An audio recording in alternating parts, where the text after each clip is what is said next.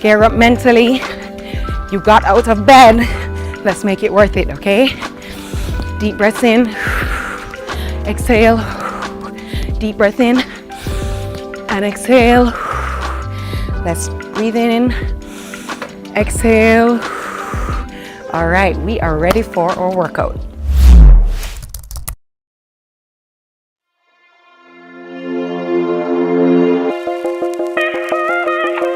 I want you to grab your dumbbells. All right, we're going to turn them into each other. We're going to start with a backward lunge to an overhead press. All right, we have 7 exercises that we're going to move in. So stand upright. The dumbbells are facing inwards, elbows almost touching right here. Take a large step backward with your left foot. Lower your hips so that your right thigh, right, that's your front leg, becomes parallel to the floor with your right knee, and I want it positioned directly over your ankle. Then you're going to step back to the starting position, brace your core, and you're going to drive your hands upwards, straightening your elbows to press the dumbbells overhead. All right, and we're alternating. So maintain a neutral spine all throughout. Okay, so down and raise up. Let's go. Down and up. Alternating backward lunge with that overhead press. Keep your core nice and tight. Raise up. That's it. We're here for 30 seconds before we move on to the next exercise. That's it. All the way up. Very good. Couple more seconds. And up. Put your dumbbells down. And we're going to go into floor squat touches. So let's start with the low impact version. So we're just going to step out, right and left. So this is low impact if you cannot manage any jumping on those knees. All right, and if you're going to jump with me, all the way out and in. Land really softly on those knees. In, down, in. Remember, low impact. You just step in right and left right here, okay? Keep your chest up and down and up. And we can go as fast. You're gonna meet your body right where it is today, okay? Go as fast as you can. That's it. Couple more seconds here. Good job, guys. You're doing so well. All the way down and up. That's it. 10 more seconds. You got this. That's it. Do you feel that burn? I know I do. Let's go. Last and down. All right, so grab your weights again. We're moving right back to those backward lunges. All right, elbows tucked in, chest up nice and tall. Let's go. All the way down, raise up, backward lunge, raise up. Make sure you're breathing. Do not hold your breath. All the way up. Very good. Down and up, down and up. Let me see you smile. And up. A few more seconds here, guys. Work through that burn with me. You got this.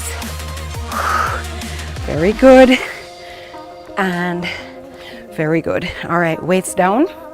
We're gonna move into lateral lunges, all right, with a hop back or a walk back. So I want you to stand with your feet hip width apart. I want you to take a big step to the side with your right leg. Bend your left knee. Push your hips all the way back and lower until your knee is bent 90 degrees. And then push down to the start. Then you're gonna put your arms, your hands, the palms of your hands down. You're gonna step or hop back and walk back together. Let's go, same again. All the way out, hop back or walk back, all right? I'll show you from side. So all the way down, we're walking back, parallel to the floor, and back up or hop back, okay? Lateral lunge, hop back. Lateral lunge, hop or walk back. Let's go. Lateral lunge, sink down, hop or walk back. That's it, guys. Lateral lunge, hop or walk back. Let's go. A few more seconds here. Lateral lunge, hop or walk back. Let's go. Lateral lunge. Are you feeling that? And last one, lateral lunge, hop or walk back. Good job, guys.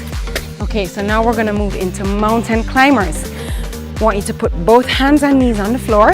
You're gonna place your right foot near your right hand, and you're gonna extend your left leg behind you. All right, in one smooth motion, you're gonna switch your legs, keeping your arms in the same position, okay? So, body is parallel to the floor, raise up, and we're gonna come in, right here. You can also just take your knee to your elbow right here, if you need to, okay? Keep going. 30 seconds right here. Push it.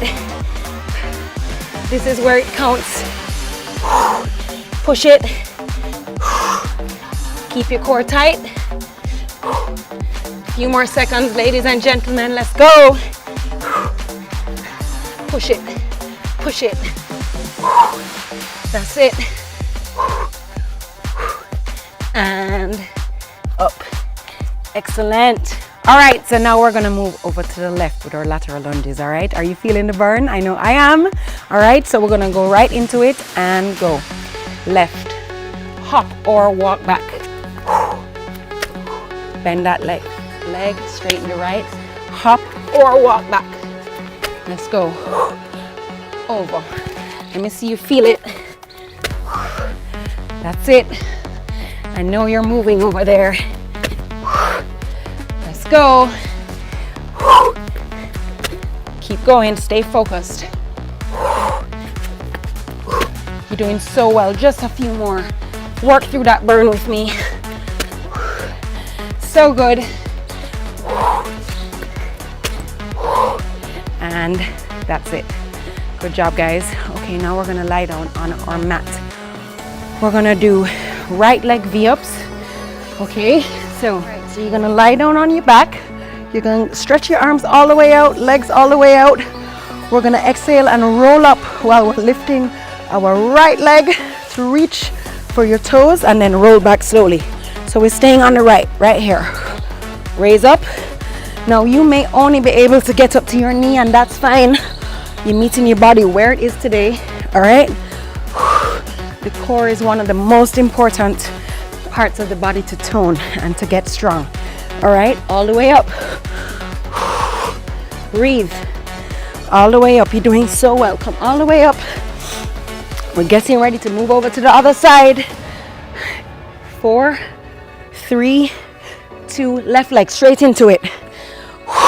That's it. Looking good. All the way up.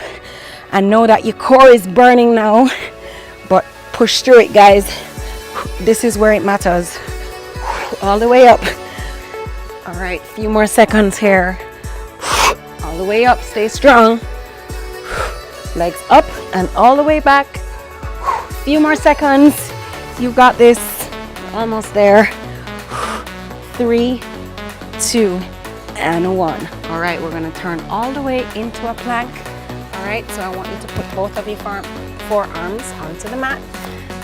Both elbows and fists are flat on the ground. You're gonna get up on your toes and engage your abs right here. We're just gonna stay, we're gonna breathe. Make sure your spine is neutral.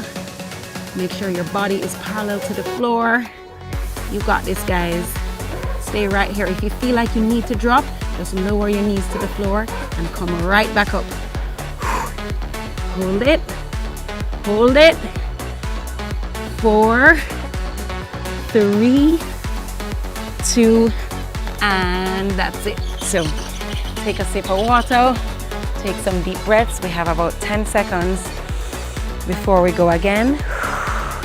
We're gonna grab our dumbbells for our backward lunges, all right, and our overhead press. Let's go straight into it. Deep breath in through the nose, exhale it out. This is round 2. You got this. Ready, and go. We're gonna stay on the right side this time, okay? Right side, raise up, staying on the right. Lower, backward lunge, and up. Let's go. Smile with me, smile with me. That's it. Down, and up. Keep that core nice and tight. Down, and up. Excellent. Down, and up. Let's go. Few more seconds. And up and down and up. All right, drop the dumbbells. We're gonna go straight into squat floor touches. Ready, 30 seconds and go. Down and up. So if you can keep up with me, that's great. But again, this is your workout. This is your time. So if you need to step, if you need to go a little bit further or slower, then that's fine. All right, almost there. That's it. Good job. 3, 2, and 1. All right, step into the right. We're staying on the right in this round. Ready? And go. Lateral lunge. And hop back. Lateral lunge. And hop back. Lateral lunge. And hop back. Again, lateral lunge. Hop back. Again, lateral lunge. Hop or walk back. Keep going. All right, now we're gonna go right down to mountain climbers. All right, remember, palms on the floor, getting up in a plank position. Ready, and 30 seconds, go. Push through it, guys. This is where it counts, where it's burning the most. Use your willpower and stick to it. Remember, you can just bring your knees to your chest if you need to. Keep it going. Almost there. Few more seconds. Woo. Feel that burn. In 4, 3, 2, and 1. We're gonna go into single leg V-ups. We're gonna go on the right only the whole time. Ready? 3, 2, 1, and 30 seconds. Go up, down, up, down, up, down. Let's go all the way up, guys. All the way up. Don't cheat me. Move through it. Up, down, up. Use your core to raise all the way up. Staying on that right side. Last one. Squeeze it out. Excellent. All right, we're gonna go into a plank position. Get ready. 30 seconds, girls and guys. 30 seconds, ladies and gentlemen. Ready? And go. All right, firm abs. Firm abs. Let me feel that focus. Let me feel the burn. Let's go. We are sweating together. We're transforming together. Let's do this. Risers, we came all the way here. Let's make it worth it. A few more seconds. Hold it. Hold it. Don't even think about dropping.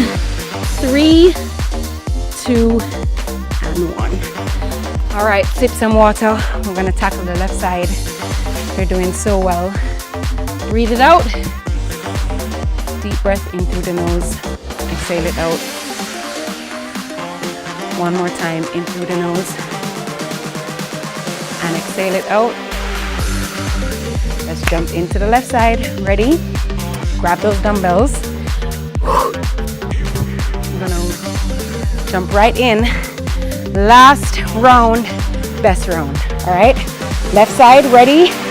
And go. All the way down. Raise up. Down. Raise up. Down. Raise up. Your body's saying thank you so much for making me move this morning. We're gonna be filled with endorphins and dopamine, serotonin to get us through our day, but we have to work for it, okay? Almost there. A few more seconds. Weights down. Let's do this. Jump, floor, squat touches. Ready? And go. 30 seconds right here. You're doing so well. Stay with me. I need to feel that energy. Let's go, ladies and gentlemen. Work for the body that you want. Work for the mind that you want. Focus the immune system. Let's go. Almost there. Breathe it out. 4, 3, 2, left side. Let's go. Lateral lunge and hop back. Ready? Let's do this. Down, walk or hop back. All the way out.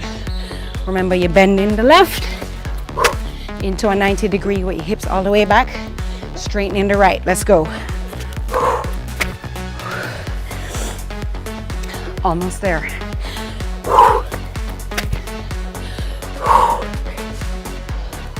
Almost there. Last one. Good. All right. Next is mountain climbers. All right, guys, this is the time in the workout where you're gonna want to feel like you're gonna give up. All right. This is where we dig in. All right. This is where we get strong. So let's go. 30 seconds, mountain climbers. Ready? And let's do this. A few more minutes and this workout is over. All right. Work for it, work for it. Nothing good in life comes easy. We have to work for everything that we want to get, right? So let's go. Woo! Push it. You're doing so well. Move it, move it, move it. In 5, 4, 3, 2. All right. Down for our V-ups. Left side. Ready? 3, 2, 1. Let's go. Work through it. All the way up and down. That's it. You guys are looking so good. I can feel your energy from all the way over here. Woo! Up and down. Use your core. Use your core, use your core. 4, 3, 2, and 1. Excellent, guys. Okay, this is our last exercise of the entire workout before we jump into our sweat. All right, so we're moving into our plank. 30 seconds. Let's get strong together. Ready? And go. Hold it. Hold it. I want to visualize. I want you to visualize your best self right here. All right? Your best self. What does he or she look like? What does it feel like to be your best self? Hold it here. Remember, you can go down on your knees if you need to, but come right back up. In 5, 4, 3, 2, and give yourselves a clap. We did that. That was so good, ladies and gentlemen. I'm so proud of you. Let's rise up, risers. All right, shake it out. You did so well. I'm so proud of you. I know it's not easy to show up in this way, but trust me, it's gonna be worth it. And in no time, you're gonna be feeling like your best self, all right? But we have to work for it. So, like any good workout, we need a good cool down, okay, and a good stretch. We want to prevent injuries. We want to just get our heart rate right back to our normal eating rate. All right, and let's take it up and over. Deep breath in, exhale it out. Let's pull it all the way to the left and take your left arm all the way across the chest right here. Deep breath in through the nose, exhale it out. Let's pull at the elbow right here and we're going to lean away. Feel that delicious stretch right here. Nice. All right, so we're gonna stretch our quads. I want you to raise your left arm up. We're gonna pull it, pull it, pull it, and right, left, right. Again, left leg. Pull it, pull it, pull it, and left, right, left. 2 more times. And right, left, right. Pull it, and left, right, left. All right, so let's get the hamstring stretching right here.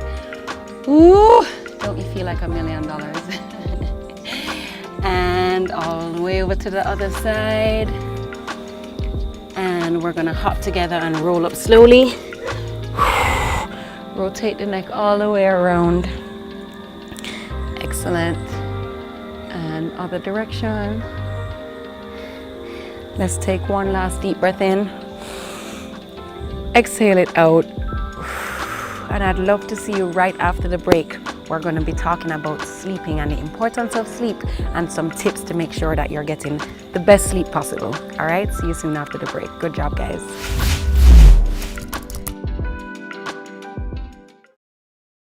Our days get a little complex sometimes. Often so many things make sense, yet so many do not. We are being intentional about giving prominence to the big stories in order to clarify and enlighten. Lead Story explains who, what, when, where, why, and how. Lead Story with George Davis, weekdays at 6:30 p.m. on CVM TV. 5-star restaurant over here. Radam. No, you're kidding. This is your girl, Diva Madonna with a capital D.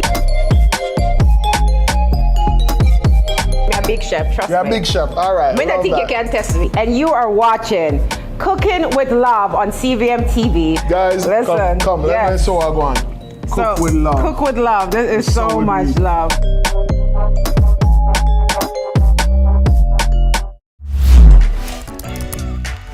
Sunrise family, welcome back and thank you for getting through our first workout together. I'm so proud of you. I hope you're feeling as good as I am. And of course, as you know, there's a whole lot more to a healthy life than just a great workout, right? So that's why each day we're going to explore the 7 pillars of the WellFit Club together. Move well, which we just did. There's eat well, there's drink well, there's sleep well, there's rest well, there's feel well, and there's live well. And today's WellFit pillar of the day is sleep well, right? A great day really starts with a good night's sleep. So adults, you need 7 to 9 hours of sleep every single night. And children 6 to 12 years old, they need 10 to 13 hours, right? And the problem is that most of us are not even getting half of that. Yet a good night's sleep cleans the brain of toxins, physically restores us, helps us with our mood regulation, helps to prevent chronic diseases, strengthen our immune system, among so many other things. So we're gonna go through a few tips together to ensure that you're getting your good night's sleep. All right, so the first is better time management. You have to create the space in your day to get everything you need to get done. By about 9:30, 10 p.m., it's time to start winding down from your day and preparing your body for sleep, okay? So I want you to take out your planners today, your calendars, get into time blocking and become a master of your time. It's one of those lessons that will be most useful for us as we're building healthier habits, all right? Another tip is to make sure that you're developing a nighttime routine and stick to it. It's not our kids that are the only ones that need this, right? For me, I love making my anti-inflammatory tea in the evenings, and I just use that time to journal and reflect on the day and make peace with the day. And then I do a guided meditation that's specifically designed for sleep. And then afterwards, I'm out like a log, right? Until the next morning. Okay, so what about you? I want to hear what your sleep routine is and share some tips with all of us, okay? So the next one is, if you are a coffee drinker, you have to make sure that you consume your cup no later than noon so that it doesn't affect your quality of sleep. Also, you want to make sure that your bedroom is dark and cool. For the most part, it's gadget free. So let's make a commitment to avoid all devices at least 30 minutes before you go to bed. I want you to try to get outside in natural sunlight for at least 30 minutes in the day. Among other benefits, this is going to help to support your circadian rhythm, which is very important for sleep. And I want you to track your sleep hours this week. I want you to observe what your sleep patterns are, how much sleep you're actually getting. This is going to be a powerful exercise, okay? So share your findings with us and the rest of the Sunrise Fitness family. Guys, I know it's not going to be easy. We're building habits, but we're going to do it together, all right? So join me again tomorrow morning for another great workout right here on Sunrise Fitness.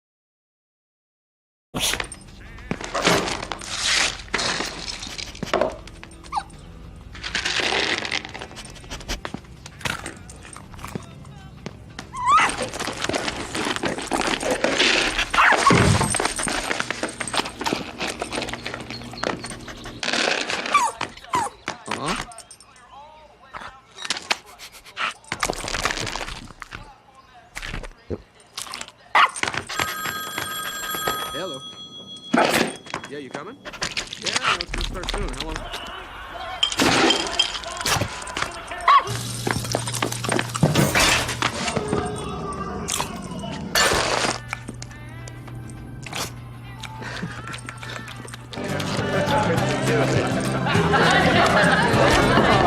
Martin back to throw, looking left, the short pass to Miller. Miller goes on the run all the way back. Oh my God!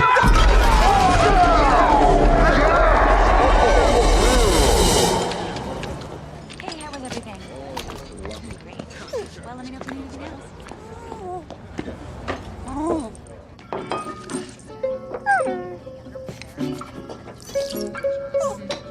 Really? You suffer from middle cardiac syndrome?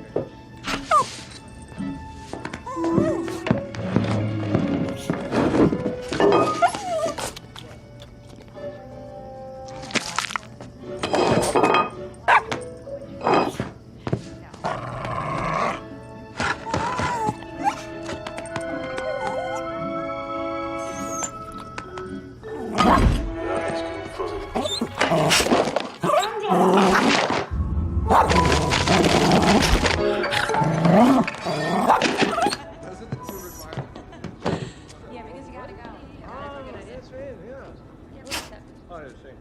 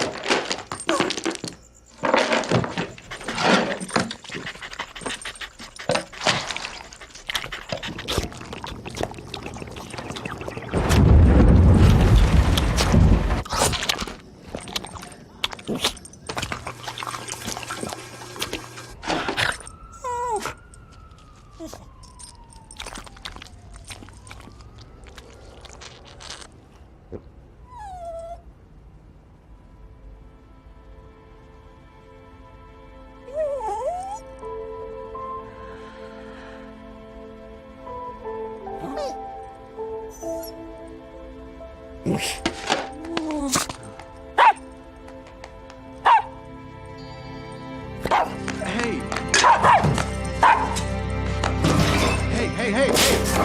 Winston!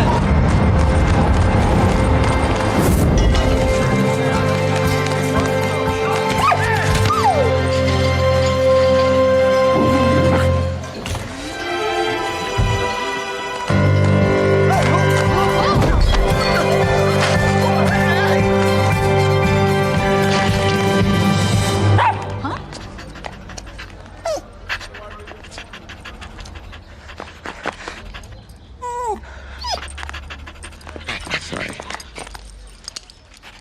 Come on, boy. Wait.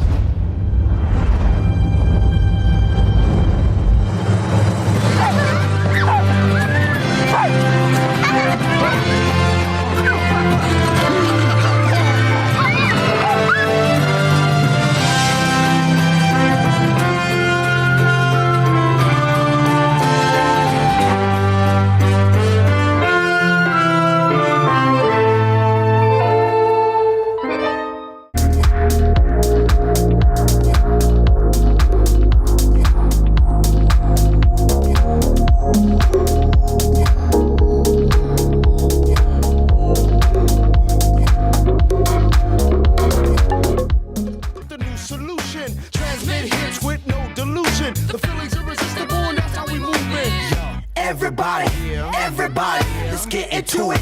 Get stoked, get started, get started, get started. Let's get it started. Ha! Let's get it started in here. Let's get it started. Ha! Let's get it started in here. Let's get it started. Ha! Let's get it started in here. Let's get it started. Ha! Let's get it started in here. Let's get it started, huh? Let's get it started in here. Well, we're starting right here on CVM, broadcasting from 6 to 9 Constant Spring Road. Good morning to Morning, you. everyone. Good morning, everybody. It's a beautiful, bright Tuesday morning, and you know we're starting it off right. Good morning, Sir Dennis. Hello. You're popping this morning. Thank you, darling. Are you going long here today? Like Yes. you go short yesterday, so you just say, let's do it long. Yes, you know how we do. Ten's Beauty Palace, always. Wicked. Thank you, darling. Thank you. Yeah. But you know, you have to change up the look. And I Yeah. believe in keeping it fresh, keeping it nice, and also unpredictable, you know? Yes, that is true. I do- never know what to expect. Exactly. And also, I think that different wigs bring out different sides That is of you. true. You That know? is true. And, but big ups to all the people who wear their natural hair, because I do wear my natural hair too. As a matter of fact, on Saturday, I big up to Shireen, okay? So Shireen does my natural hair, right? Okay. So I went, I got a wash, got a treat, and she cane rolled my hair. And I just was with my cane roll on you know, doing my my Saturday runnings on the road. And I stopped at a Rasta man, big up Rasta, right in front of Picnic Pampering over there in Parkington Plaza. Rasta, big up yourself. Always very nice to women, and I've noticed it. Very caring, very helpful, will help us to park and stuff like that. So anyway, he has a stall. So I saw some nice papayas on the stall. So I said, yo, I want a papaya, you know?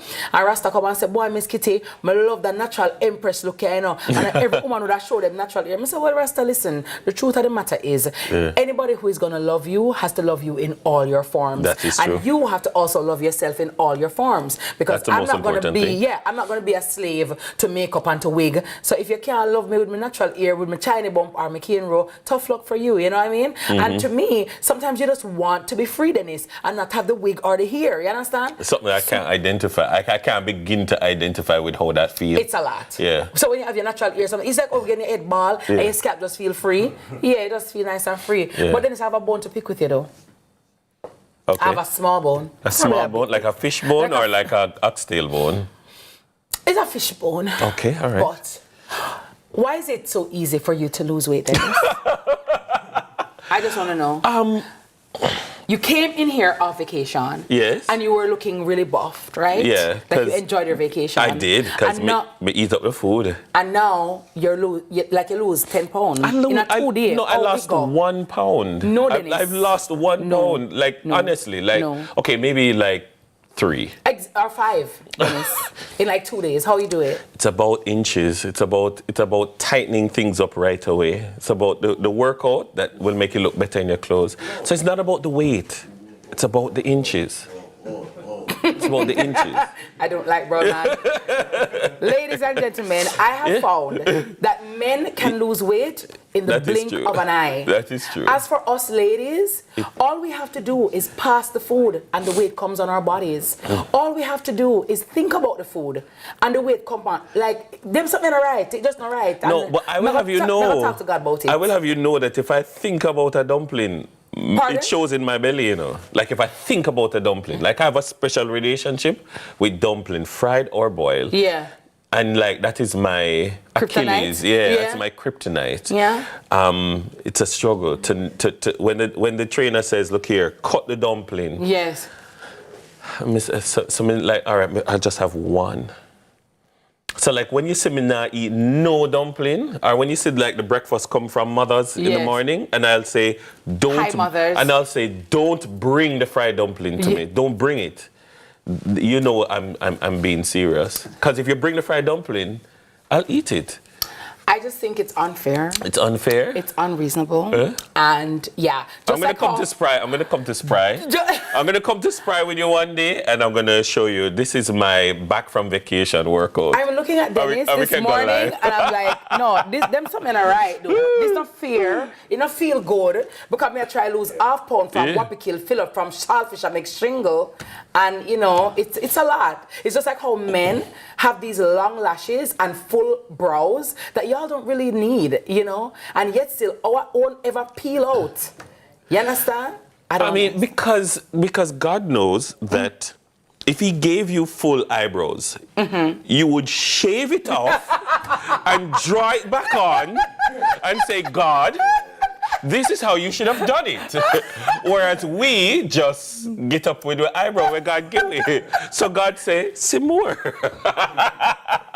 You understand? God, you will say, no, God. Get here, see how you should have made my eyebrow full. And then you keep on putting it in and pick it out. But the same God say, ask and it shall be given, knock and it shall be open. If you don't like it, fix it. You understand?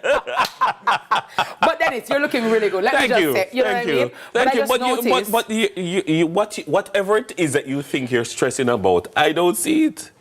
it's a lot. Girls, you ladies, we know how it is, right? We know, you know, it's the nuances, you know, it's the intricacies, it's the angles. But, you know, I also want to encourage, you know, grace, right? Because that's also very important. And like you rightly said, Dennis, sometimes the things that we're stressing about or we think it's totally within. It's totally not. It's totally within. You know? So, which brings us to our motivational quote of the day, because your motivational quote of the day is that what lies behind you and what lies in front of you, they pale in comparison to what lies inside of you. True. And that is a quote from Ralph Waldo Emerson, an American philosopher and poet. And that is truth. Sometimes we have so much anxiety over the future, worrying about a negative end that may come. And we have so much guilt or regret over the past. And we forget that it is the greatness that is in you today that is greater than both of them. Truly. To overcome the guilt of the past, to overcome the anxiety of the future. Agreed. So I am in agreement. That quote was really spot on. I think so. Yeah, definitely. I think like that. so. Yeah, I like that. You know? The word of the day is what?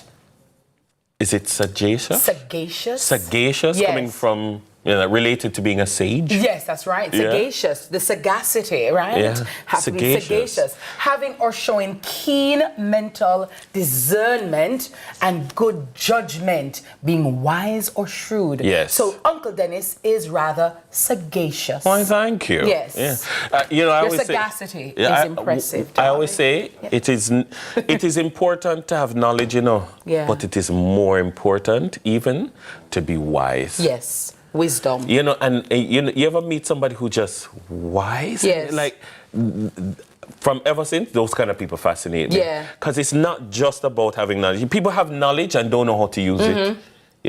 So big up the sagacious. Yeah, the sagacious ones, yes. Can feel it from deep in their spirits. Yeah. When they offer a word, you're like, Yeah. All right. Marcia Griffiths closes her 50th year, or closes in, her 60th year in music, reggae music, you know what I mean? And, the queen of reggae. I absolutely love Auntie Marcia Griffiths. Electric. She's so regal, so 60th talented. year. And we just want to say big ups to her, her 60th year in the music industry. And it definitely calls for a celebration. Now, Auntie Marcia Griffiths is gearing up to culminate 60 years in reggae celebrations with a massive showcase at Hope Gardens come November, dubbed Marcia and Friends. Now, the show is set to feature some of the 50 collaborations that she has done over her iconic career. Yeah, awesome. Love it. Awesome. Electric Big up Marcia. slide. Big up Marcia. No wedding is a wedding without the electric that is slide. so true, Tip. I can't do it though. Hey, it's electric. Boogie, woogie, woogie. You know what I mean? Yeah. I turn. Electric. Yeah. Whoa. Yeah, you gotta turn. Roadman not gonna wedding, Roadman uncle got 9 nights. No. Beer dance. Yeah, beer dance. Beer dance. That's why I can't wake up on morning time. Oh my That's why your little brother have to beat you out of bed. But Dennis, some bad news though. Yes. I saw online last evening that Mariah Carey revealed that her mom and her sister tragically passed on the same day. I didn't hear that until this morning when we were getting ready.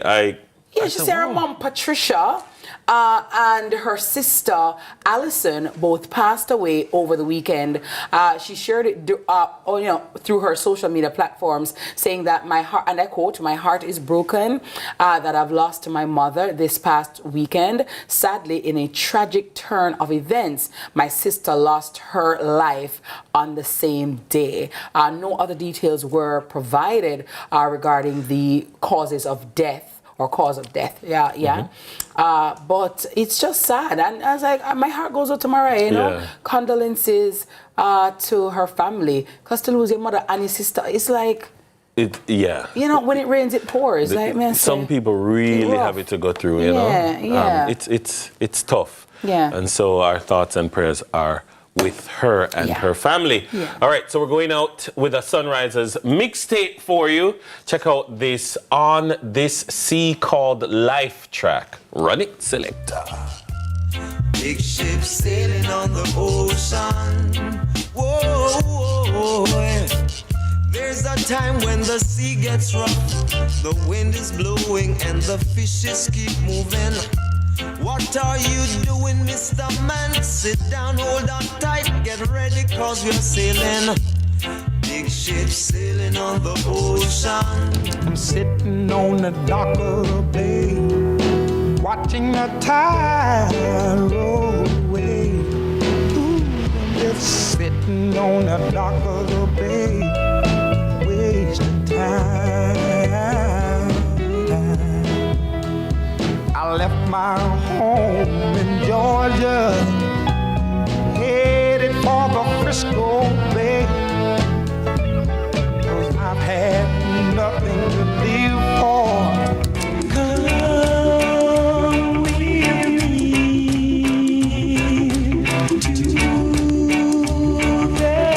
sea.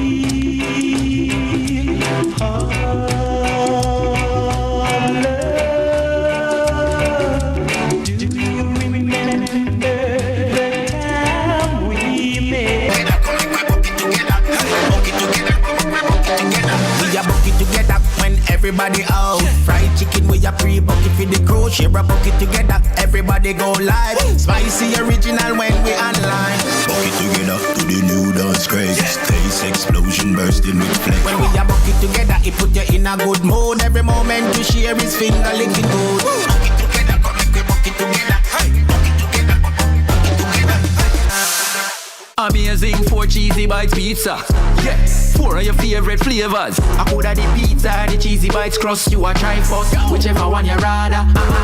Summertime now, call everybody. I enjoy cheesy bites, we are brave. And don't forget the 2-liter Pepsi. Amazing 4 cheesy bites. Let's start the party. Make your summer pop with Pizza Hut Amazing 4 Cheesy Bites Pizza. Chicken chunk, vegetarian, Hawaiian, and pepperoni. With a crust of 28 cheese-filled bites served with a 2-liter Pepsi. Also available in barbecue. Pop, bite, enjoy. Pizza Hut, now that's delivering.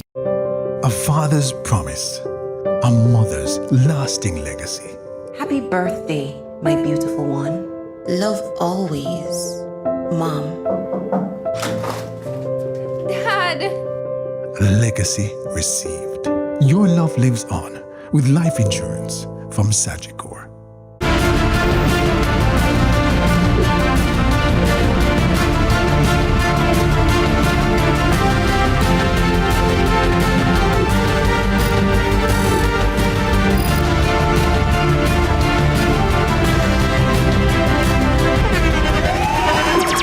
The internationally acclaimed On Stage with Winfred Williams. At a new time, Saturdays at 8 p.m. on CVM TV. So much more than entertainment. Many strides, one dream. Many heartbeats, one pulse. Sagicor, celebrating Jamaican success. The time by Sagicor is 6:50.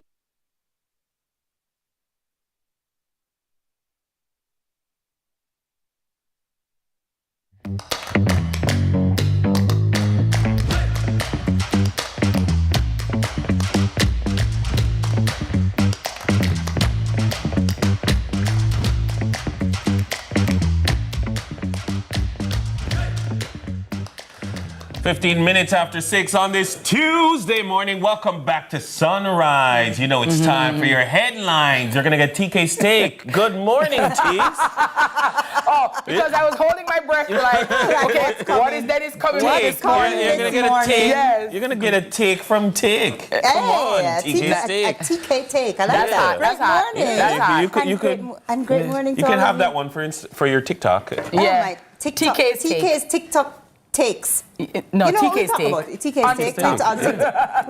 We'll discuss. Yes. We'll firm it up. My Great mission morning, has and been especially successful. to those of you on YouTube. I know our YouTube family is always buzzing. Great morning, YouTube. All right. So first up, Clark leaves cabinet for top IMF role.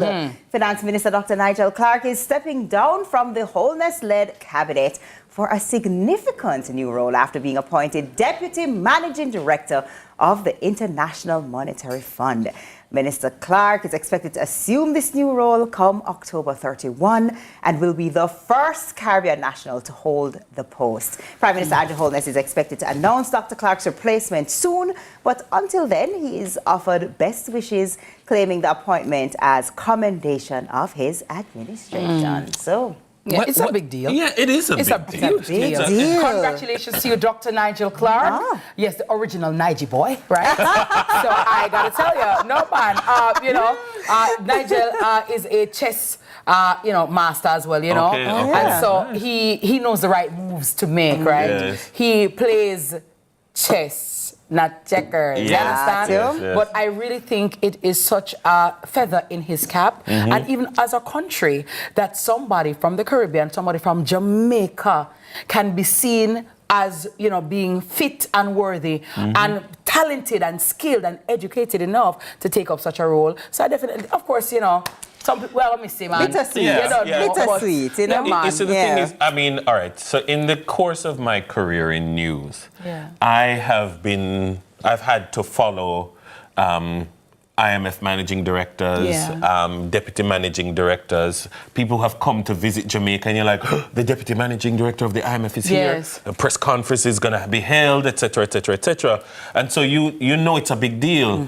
And so when you see somebody who you've interviewed, somebody who you have a personal experience, and just a Jamaican, it's a very proud moment. Yeah. For him, with his CV, in his career trajectory, this would be the equivalent of his dream job. And so when it comes, you would imagine that, is he really going to turn it down because it's his job really? Oh, no. I'm just saying, but Mr. Dr. Clark, if you need somebody, to to take your bag, right? To read any contracts for you, take notes for you. My passport is ready, so just let me know. I will have a few requirements, but just let me know. You're my writer. But I'm always very impressed with persons like Dr. Nigel Clark. Like when you look on them people, the CVTK, you want to tell yourself, so what am I doing? What am I doing? Like I said, I sleep the whole of my life. I remember listening when he became finance minister, and they were doing an interview and they were asking him, about, his successes. And, being a Rhodes Scholar and all of these things and all things that he's done. And he's like, well, in my family, I'm not special. Oh, wow. Like his siblings and his uncles. No, his father was a judge. His mom was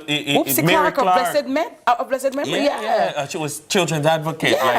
He's like, in my family, coming from a long I'm just line. Nigel. I'm just Nigel. And I never forgot him saying that.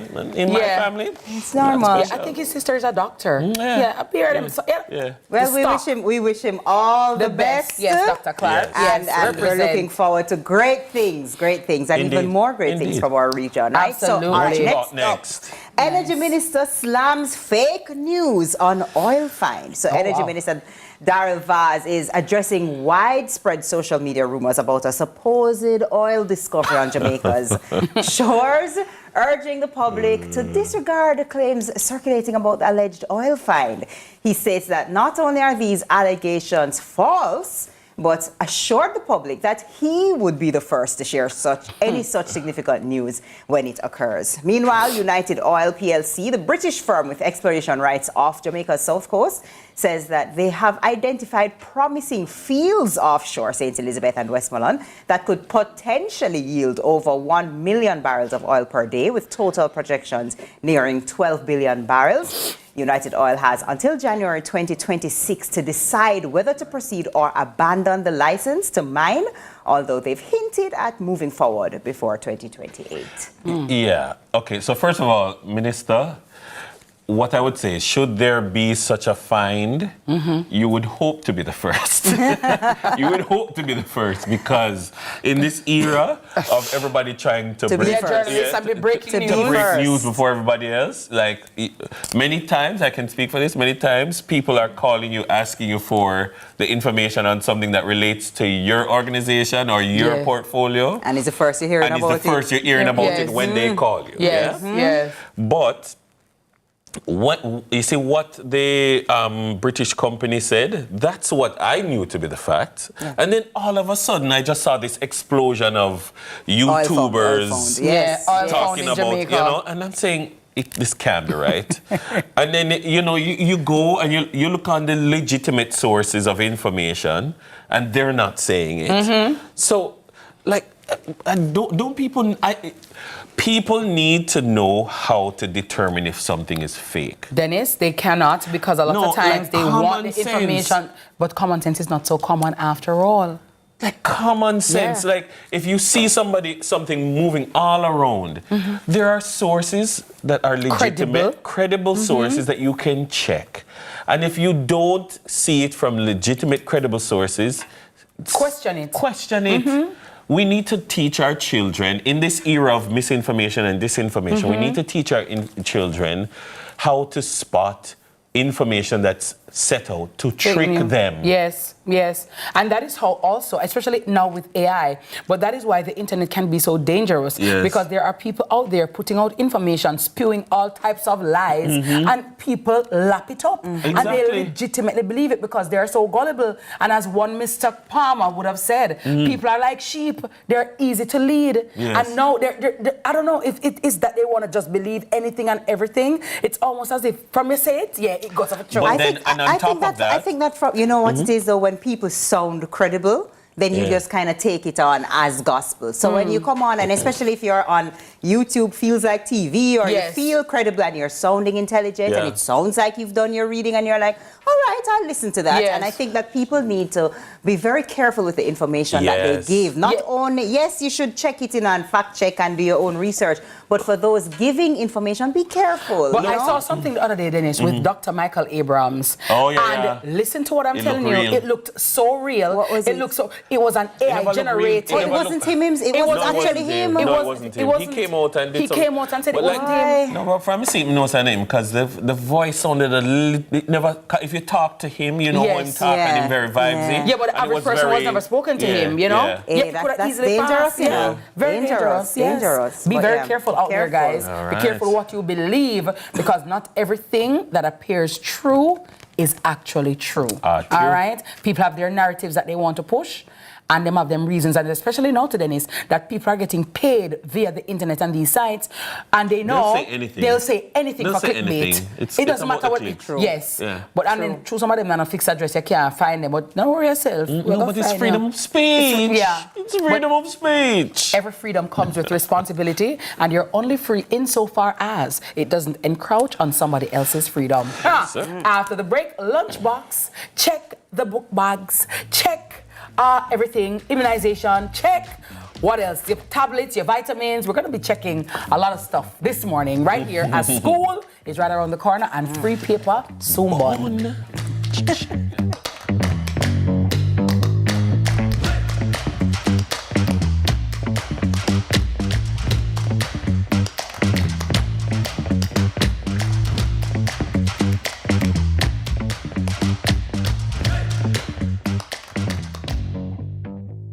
Our restaurant over here. Radam.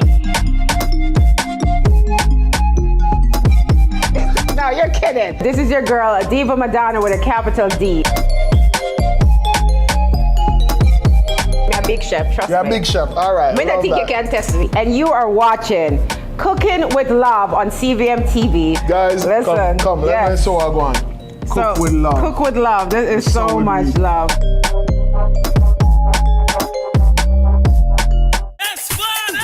John Mark! Celine, what go on? We can't say we're a friend now. Celine. We have to take on the road. Yeah, man, we have to take out the same way. All right, Lord, thank you so much for this day. Me, I do the work. Yeah. And the people them accept it. Clarendon, Mandeville. But now we get to go into the inner city of Kingston. I can't wait to learn more as we go across Jamaica into different churches to understand what they do. Our days get a little complex sometimes. Often so many things make sense, yet so many do not. We are being intentional about giving prominence to the big stories in order to clarify and enlighten. Lead Story explains who, what, when, where, why, and how. Lead Story with George Davis, weekdays at 6:30 p.m. on CVM TV.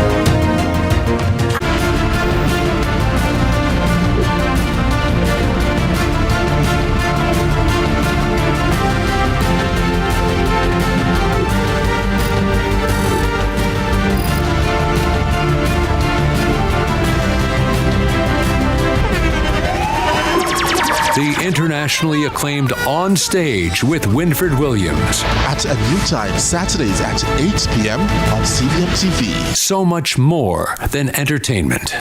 We are proud to supply all of Jamaica with the highest standard of gas products to keep you safe and well taken care of. Choose well. Choose IGL. The time by IGL is 6:30.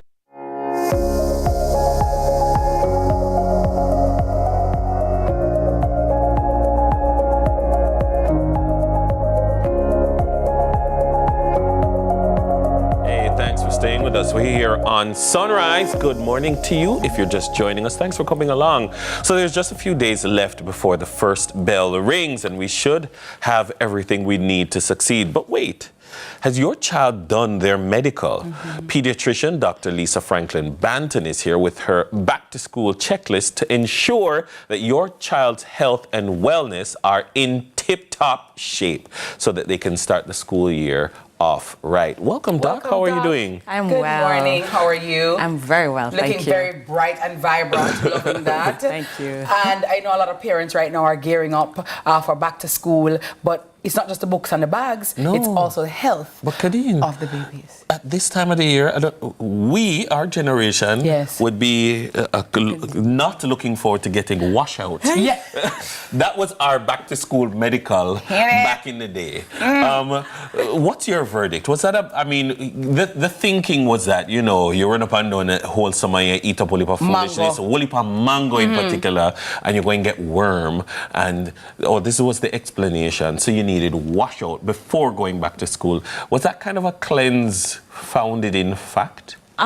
You know, I'm not very, I'm from Barbados, so that's not something that we did in Barbados. Oh, okay. So we never, I came to Jamaica and I hear parents talk about this washout. I'm like, okay. I mean, we do recommend though that we deworm our kids. And I guess after summer, as you said, they're up and down, they're eating all these things. It is a good time to be dewormed. So we do recommend it, especially twice a year. And after school, after summer, it's a good time to do that. Okay. Okay. Nice. But I would say, Doc, do it under certain circumstances because you don't want to wash out the children too much or make it too strong, right? Well, if you use the regular medication that's out there, so we use a specific dose of medication, it should be fine. I'm not sure what methods you use, but we just recommend a particular medication for that. Okay, very well. Something like Zentel or exactly, something. Exactly. Okay, all right. Exactly. Yes. If you're in the worms in your mummy, tell your mummy. Yes. But Doc, what from a parent's perspective and checklist,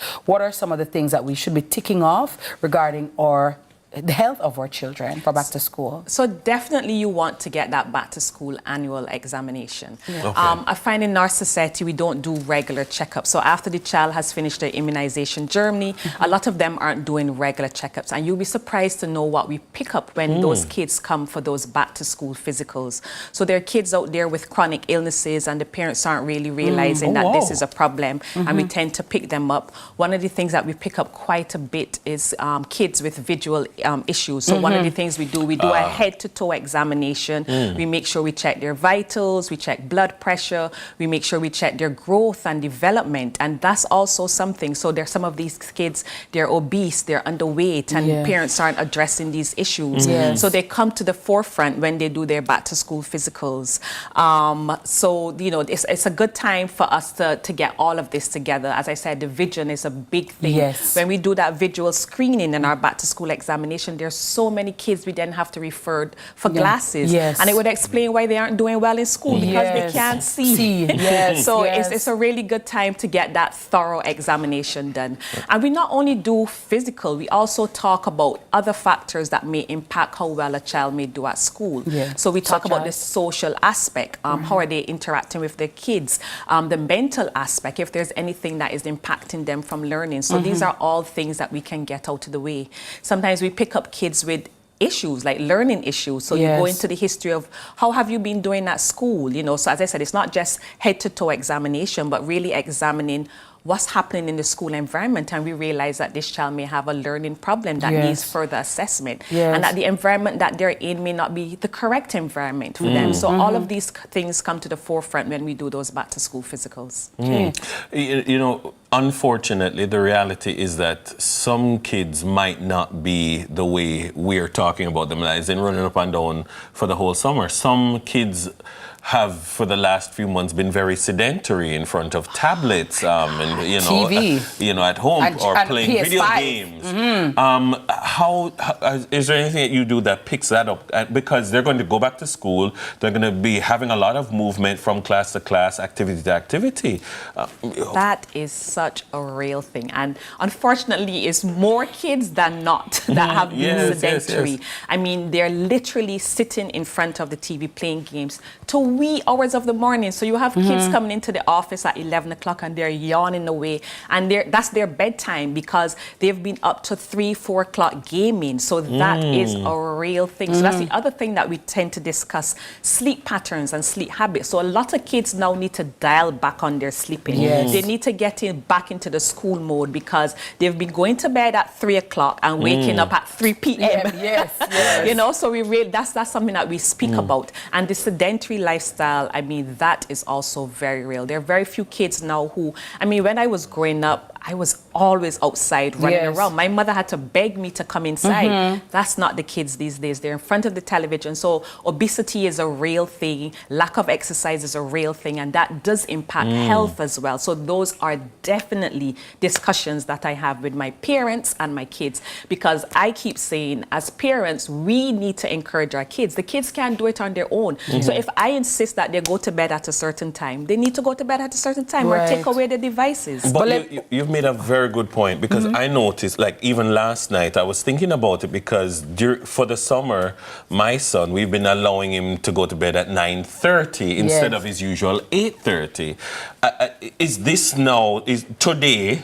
turn it back around. Like we start, do you dial it back gradually, or do you say, okay, we're 1 week out, bedtime is now back to school bedtime? Yeah, it's going to be hard to dial it back immediately because their body is so, you know, they have a circadian rhythm. Right. So you do have to kind of dial it back. And because school starts back next week, you have to start right now. Because you should have started at least 2 to 3 weeks ago. You know, I had a little boy in my office yesterday. He's like, yeah, doc, from next week. I said, no. From tonight.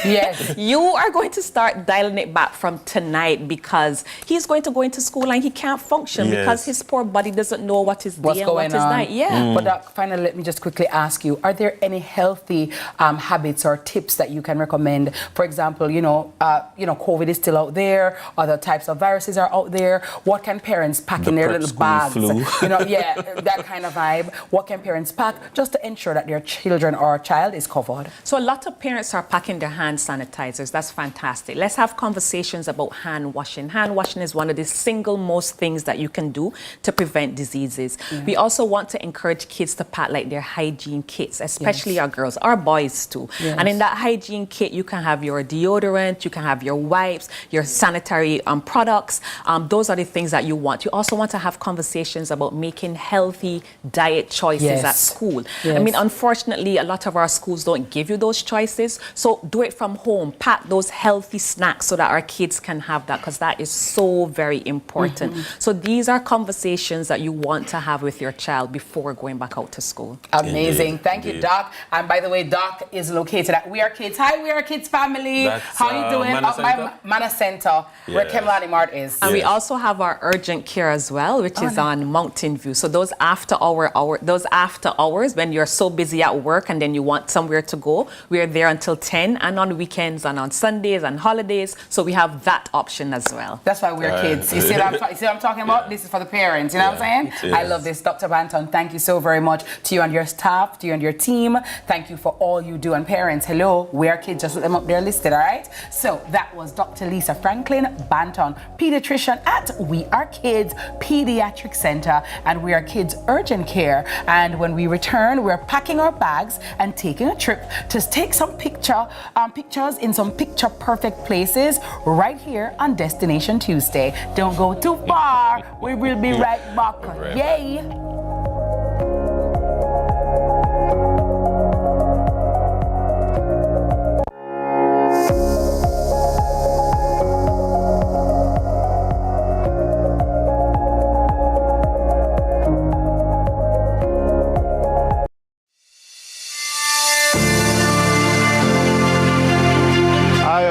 Williamson, Operations Coordinator for St. Elizabeth. He is part of Team JPS, working night and day to rebuild sections of the St. Elizabeth network severely impacted by Hurricane Beryl. We understand how incredibly challenging it has been, and we want you to know that we will not stop until every customer is restored. That's our commitment to you. On our roads, remember, take time. Be courteous. Drive good. Walk good. Don't drink alcohol and drive. Don't drive tired or sleepy. Don't tailgate and don't overtake unless it is safe to do so. And always drive at a speed which will allow you time to stop quickly and safely. Let's keep it safe on our roads. Look who we have in the cut. No, today episode I got nice. Legends, Senator, my longtime brethren, the great, all-star, the king, and the man himself. Salute! You know, as man, we're not too go as specialists, and that's the pinnacle of the problem. We want some new era. Do what you love and you never work a day in your life. Lie! You work till a week. It was pandemonium. Country people can relate to me I talk about. What you think about me no matter, you know. What matter to me is what me think about myself. Man United, you know. I don't care what man want to say. You know, man. Yeah, man. You know, man. You finished? Yes, we finished.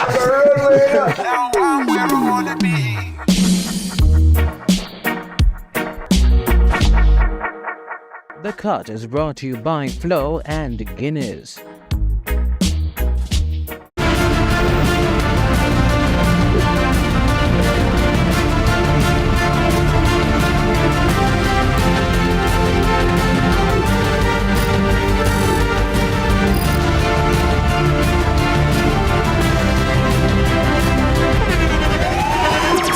The internationally acclaimed On Stage with Winfred Williams. At a new time, Saturdays at 8 p.m. on CVM TV. So much more than entertainment.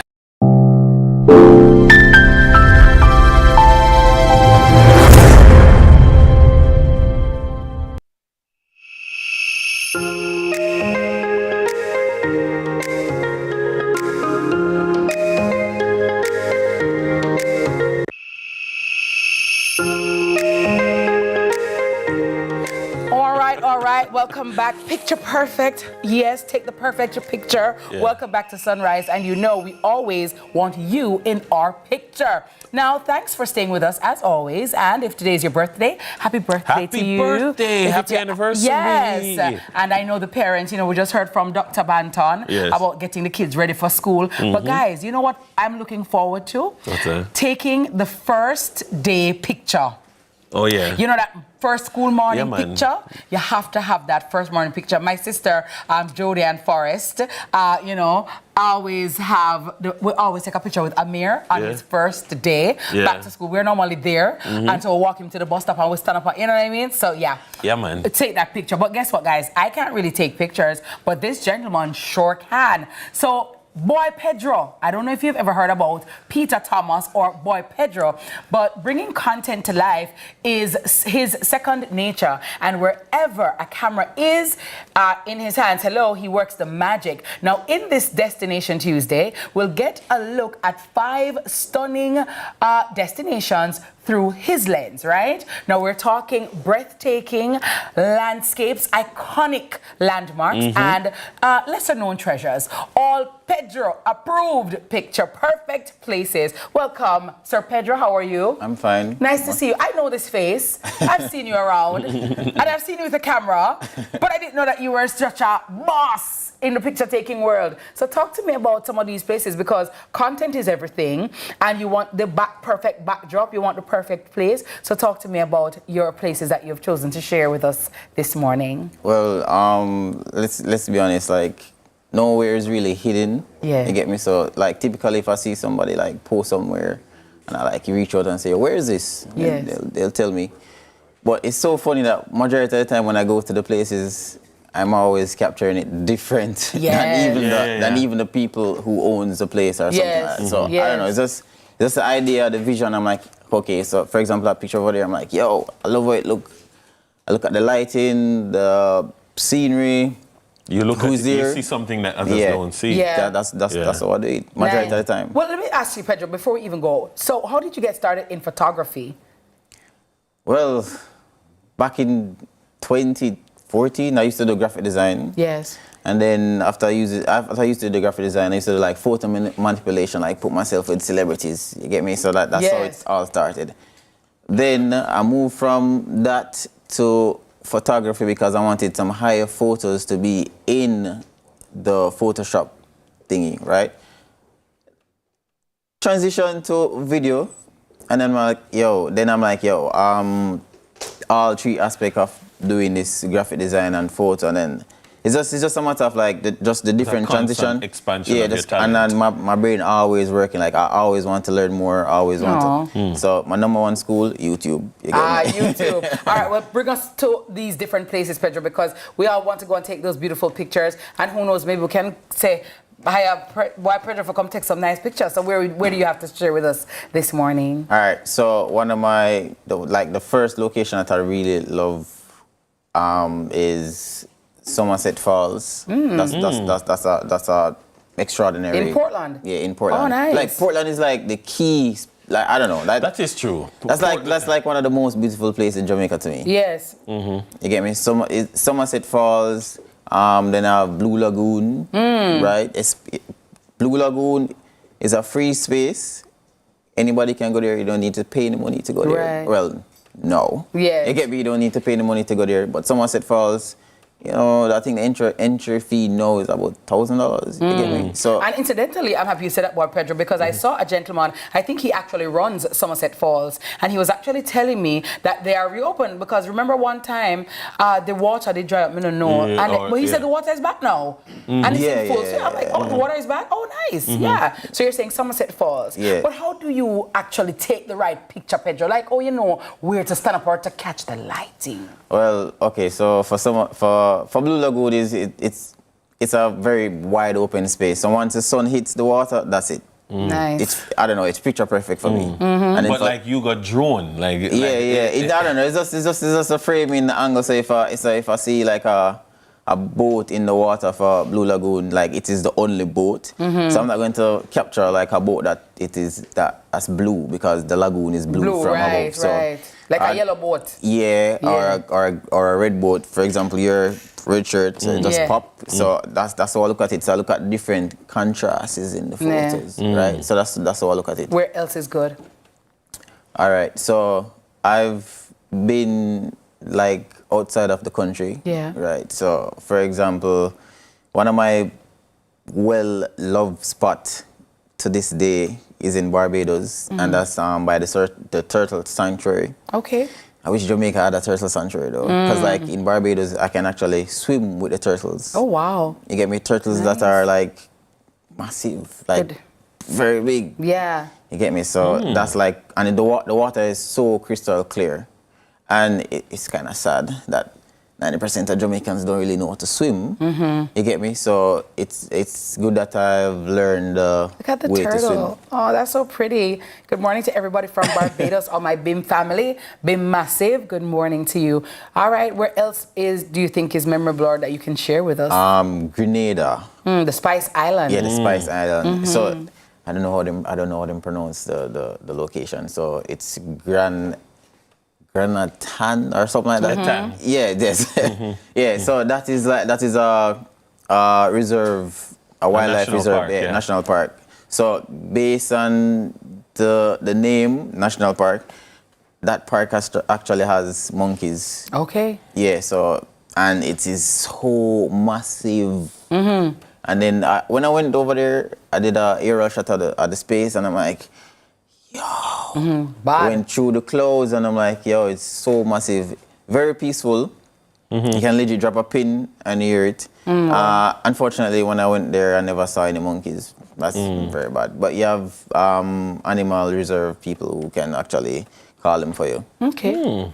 Yeah. So, and then one of the key things about both of these countries, Barbados and Grenada, is that all the beaches are public beaches. Yes. All beaches are free. Yes. So that's one of the key things. The pluses. Yeah, the pluses. The only thing you need to pay for is like the seat and umbrellas, and that's it. That's nice. That's how it is in Turks and Caicos too. It's really nice and pristine. So we're staying at a hotel, and I'm like, oh, we went to have breakfast, and then I'm like, okay, I wanted to go on the beach, but I thought the beach was reserved for the people at the hotel, and I was like, no, you can use it. I'm like, oh, it's free. Oh wow, thank you. Yeah, so that's nice. What are we looking at there, boy Pedro?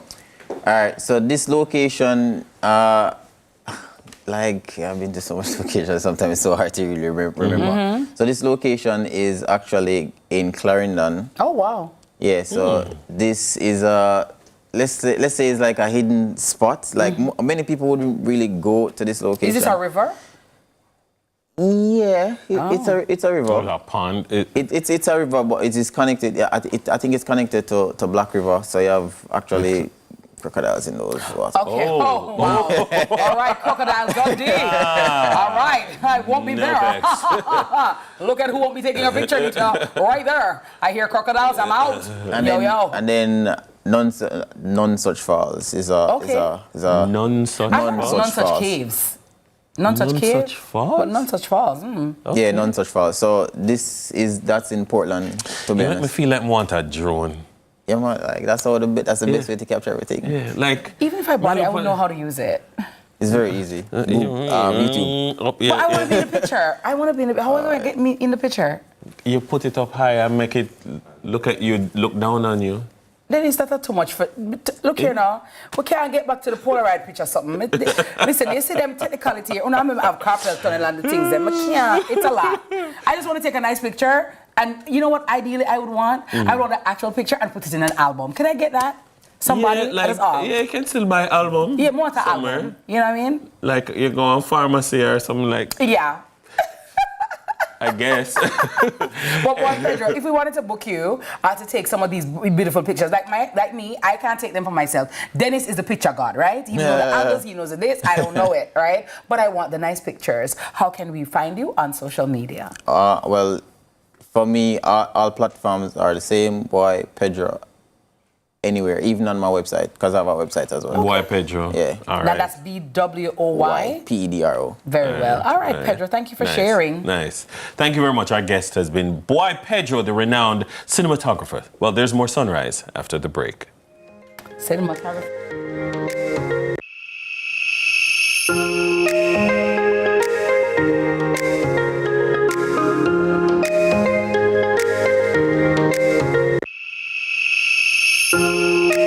From any MoneyGram or Western Union, any time of day, wherever you are, download the Link app today. Life is better with Link. The time by Link is 6:45. John Mark. Celine, what go on? We can't say we're a friend now. Celine. We have to take on the road. Yeah, man, we have to take out the same way. All right, Lord, thank you so much for this day. Me, I do the work. Yeah. And the people, them accept it. Clarendon, Mandeville. But now we get to go into the inner city of Kingston. I can't wait to learn more as we go across Jamaica into different churches to understand what they do.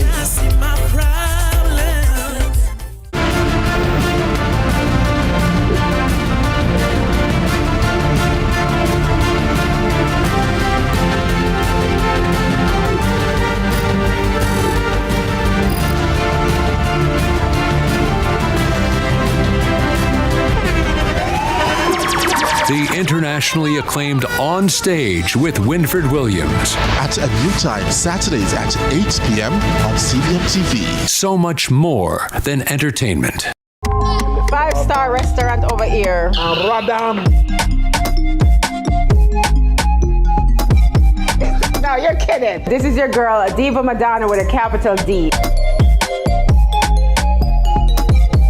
I'm a big chef, trust me. You're a big chef, all right. I don't think you can test me. And you are watching Cooking with Love on CVM TV. Guys, listen, come, let me show her go on. Cook with love. Cook with love. This is so much love.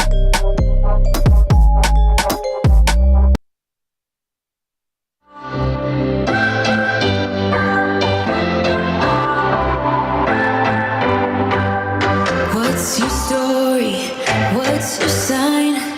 It's like we're twin flames in a different life.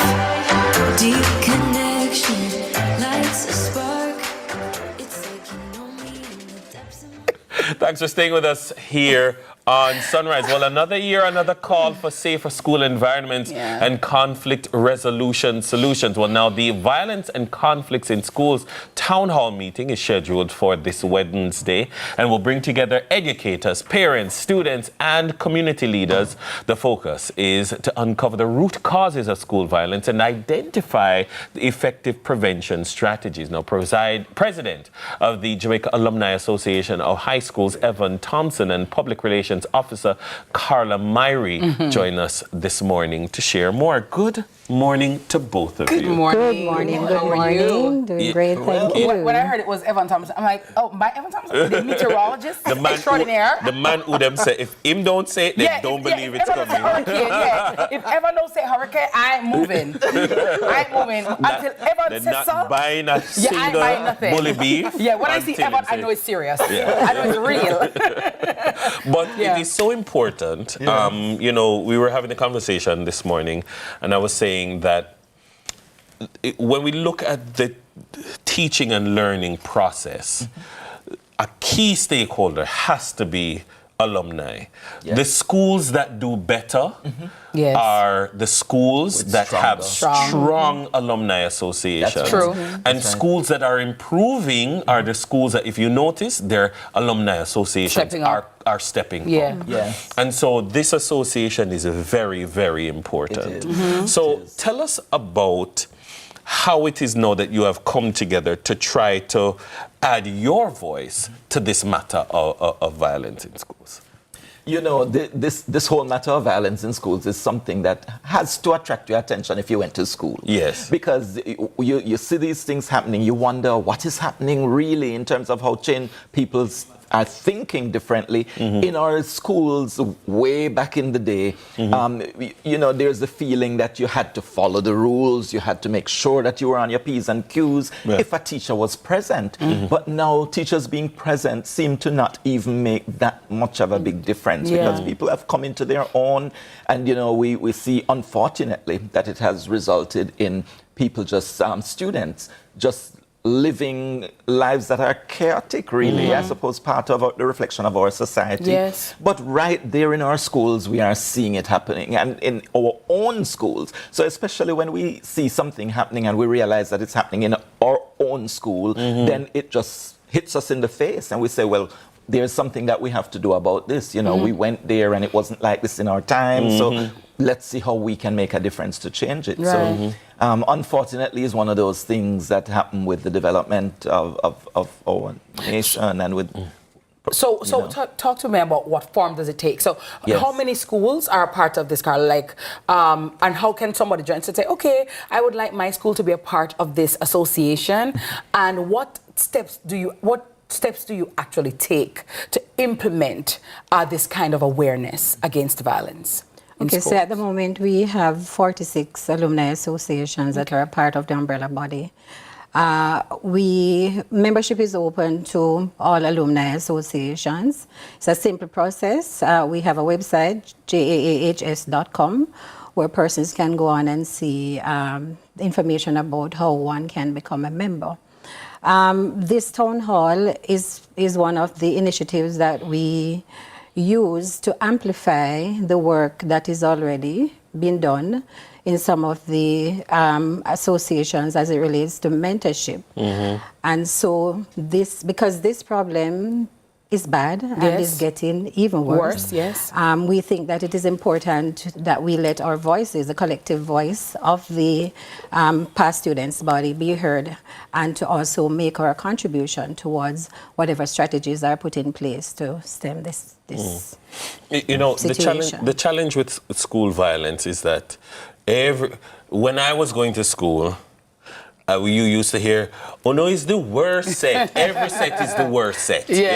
Yes, when that generation. When I was going to school, I mean, there was a lot of talk of PALS, Peace and Love in schools. And there was a lot of, you know, you wear blue, and there was Peace Day. And it was a bigger thing than it is now, suggesting possibly that it was a bigger problem maybe. You heard lots of concerns about school versus school violence leading up to champs and those things. I find that those things aren't present anymore, but there are other challenges. I mean, in navigating the real world challenges of today, I don't know if we're honest in saying that we all believe it's getting worse, or because we have this nostalgia around a better time that never was. Yeah, I think part of what we have to do is to try to analyze what's happening in the mind of our children. So in this town hall, it's not just going to be the alumni that come together, because we feel there are so many stakeholders that need to be part of engaging the conversation and seeing how we can really identify what the challenges are, and then see what we can do, whether in our, as past student associations or alumni, or the Ministry of Education or some other stakeholder might need to have some role to play in creating a different kind of environment or in helping the students to get past this hurdle. So we'll have a psychologist in the house, I'm a social scientist, who will give us some idea of some of what the research is showing, but we'll also have other organizations that would be present. You know, the Children's Advocate, we're hoping, is going to be in attendance. We'll have even the police in attendance, the Ministry of Education with their safety in schools. We also just want to engage all these other persons who we know have a stake. But what about the National PTA? Because a big challenge is, you know, you mentioned the parents. So like the presence of the teacher used to mean something, but in many instances it's the parents enabling the child to be belligerent. Yes, we do have the president of the National PTA. But Evan, my thing is, people, where will it be held, by the way? Where will they? It will be at the Footprints Cafe. And this Where is that located? This is on Belmont Road, New Kingston, and this will be at 6 o'clock. This is on Wednesday. That's tomorrow, Wednesday. We have it there at Footprints at 6 o'clock. We will also have it live streamed though, so you may be able to you will be able to find it on our pages as well. It will be streamed to YouTube, and so we'll be able to engage it even if we're not able to make it to the venue ourselves. Okay, very well. Sounds good. Well, I hope that something meaningful will come of this, I do hope that there won't be just talk, there will be implementation, because our children's lives depend on it. That's right. We've seen in schools where children are being murdered, killed, maimed, you know what I mean? And we need to stop that. Attacking teachers. It's too much. It's too much. A school should be a safe place where children can go and learn, feel good, and get their education, and not have to feel like they have to dress up in a bulletproof vest and a helmet, right? And some of our students are really victims themselves. They've grown up up in a society or a community that really encourages that kind of violent behavior. Yeah. And so, it's bound to happen in our schools. So what can we do to help to reverse that? Absolutely. Thank you very much. We're up on the news. Our guest has been Evan Thompson, the president of the Jamaica Alumni Association of High Schools. Carla Myrie is the public relations officer. We throw things over to TK for the news after this.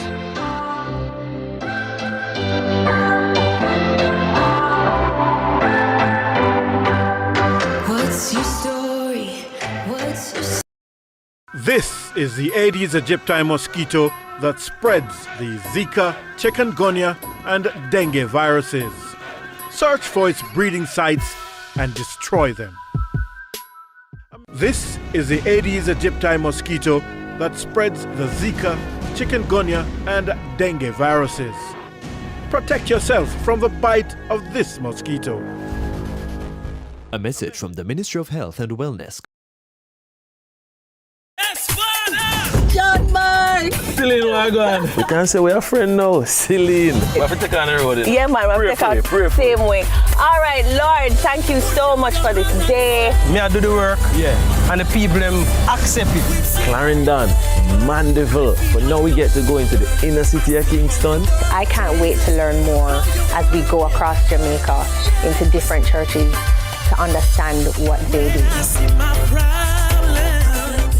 The Time by Hyundai or Hyundai 5 free payments, 3 years free insurance, or 3 years free petrol bonus is 7 o'clock.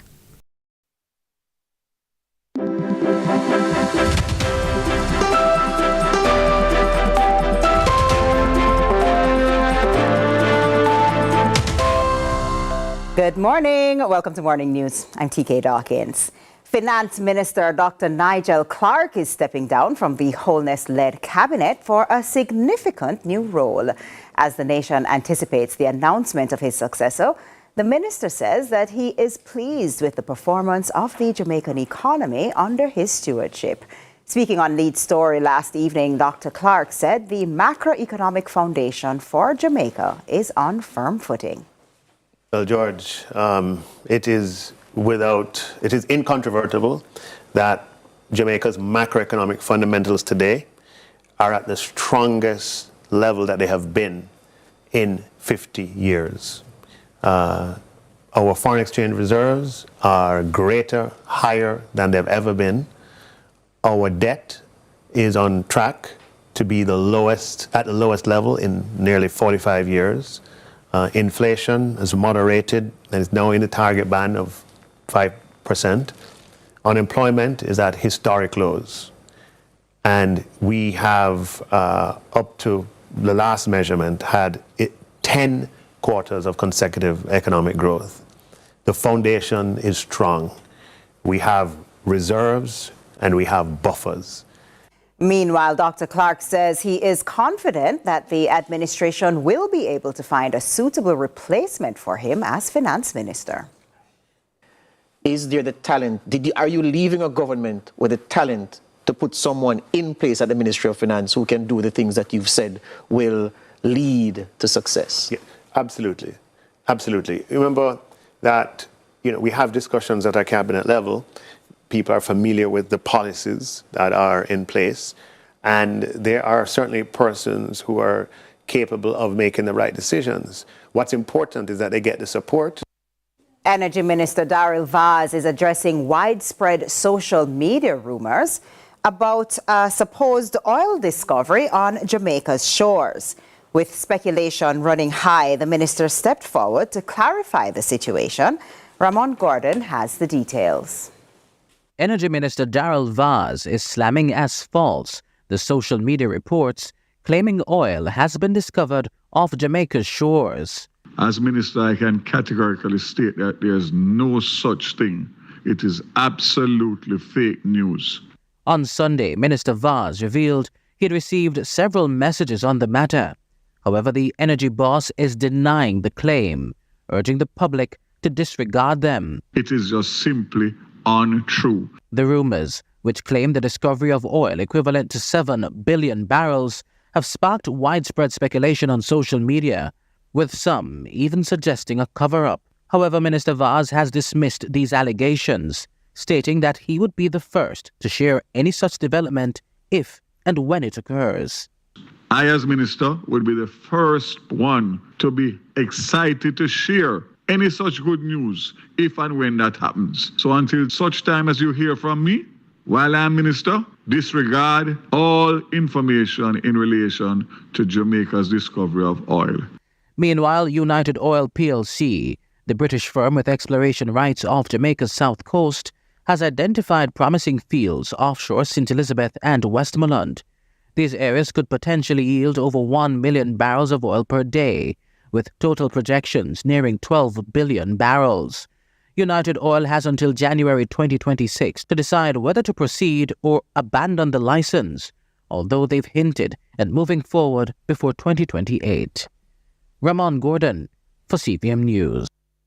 Over in sports now, Mount Pleasant Academy are aiming to bounce back in the CONCACAF Caribbean Cup when they face fellow Jamaican side and 2024 CFU Club Shield champions Arnett Gardens at Sabina Park on Tuesday. After a 2-0 loss at Cavalier last Wednesday, Mount Pleasant sit at the bottom of Group A. Following the defeat, Harold Thomas and his coaching staff were dismissed, with reports indicating that Theodore Tapper Whitmore will step in as the new head coach. While for Arnett Gardens, this will be their first match of this year's competition. Kickoff is set for 5 p.m. Jamaica time. The West Indies will go in search of a 3-0 series sweep when they host South Africa in the third T20 International scheduled for the Brian Lara Cricket Academy in Trinidad and Tobago on Tuesday. Having lost the 2-match test series 1-0, the West Indies completed a 7-wicket victory over the Proteas in the first T20 International and a 30-run win in the second on Sunday. Match time is scheduled for 2 p.m. Jamaica time. And that's it for Morning News. Join us again at noon for more from our news and sports desk. I'm TK Dawkins. More Sunrise after this.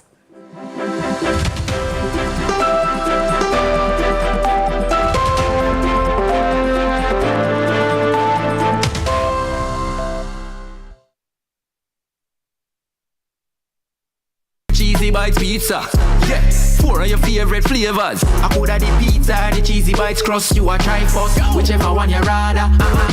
Summertime now, call everybody. I 10 chai Cheesy Bites we are bring. And don't forget the 2-liter Pepsi. Amazing 4 Cheesy Bites. Let's start the party. Make your summer pop with Pizza Hut Amazing 4 Cheesy Bites Pizza. Chicken chunk, vegetarian, Hawaiian, and pepperoni. With a crust of 28 cheese-filled bites served with a 2-liter Pepsi. Also available in barbecue. Pop, bite, enjoy. Pizza Hut, now that's delivering.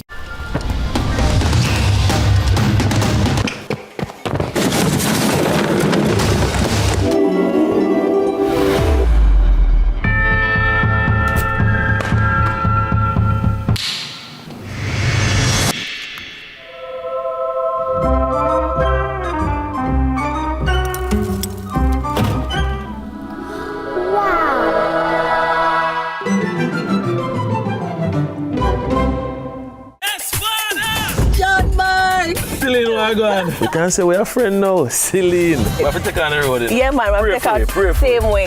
All right, Lord, thank you so much for this day. Me, I do the work. Yeah. And the people them accept it. Clarendon, Mandeville. But now we get to go into the inner city of Kingston. I can't wait to learn more as we go across Jamaica into different churches to understand what they do.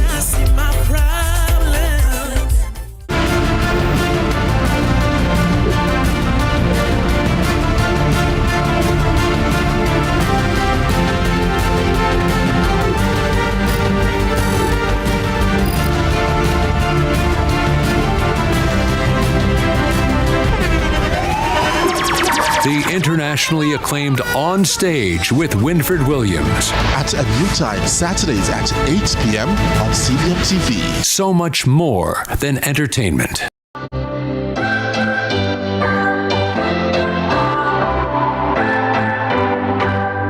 What's your story? What's your sign? It's like we're twin flames in a different life. We always come alive. And of course, we hope that you are up and going. Indeed. And I know that people are doing their last minute shopping, Dennis, getting those last minute items for back to school. And of course, you know, getting the children ready and trying to get them in that school vibe and mode. Indeed. And you know, every morning when you're going to work or school, or even if you're at home, CVM Sunrise, we're always here with you. So welcome back to everyone watching in TV land and on the various platforms all across the world. Wherever you are, we are there with you also. So yesterday, Dennis and I mentioned skills sourcing, right? Remember that? Skills sourcing? Very well.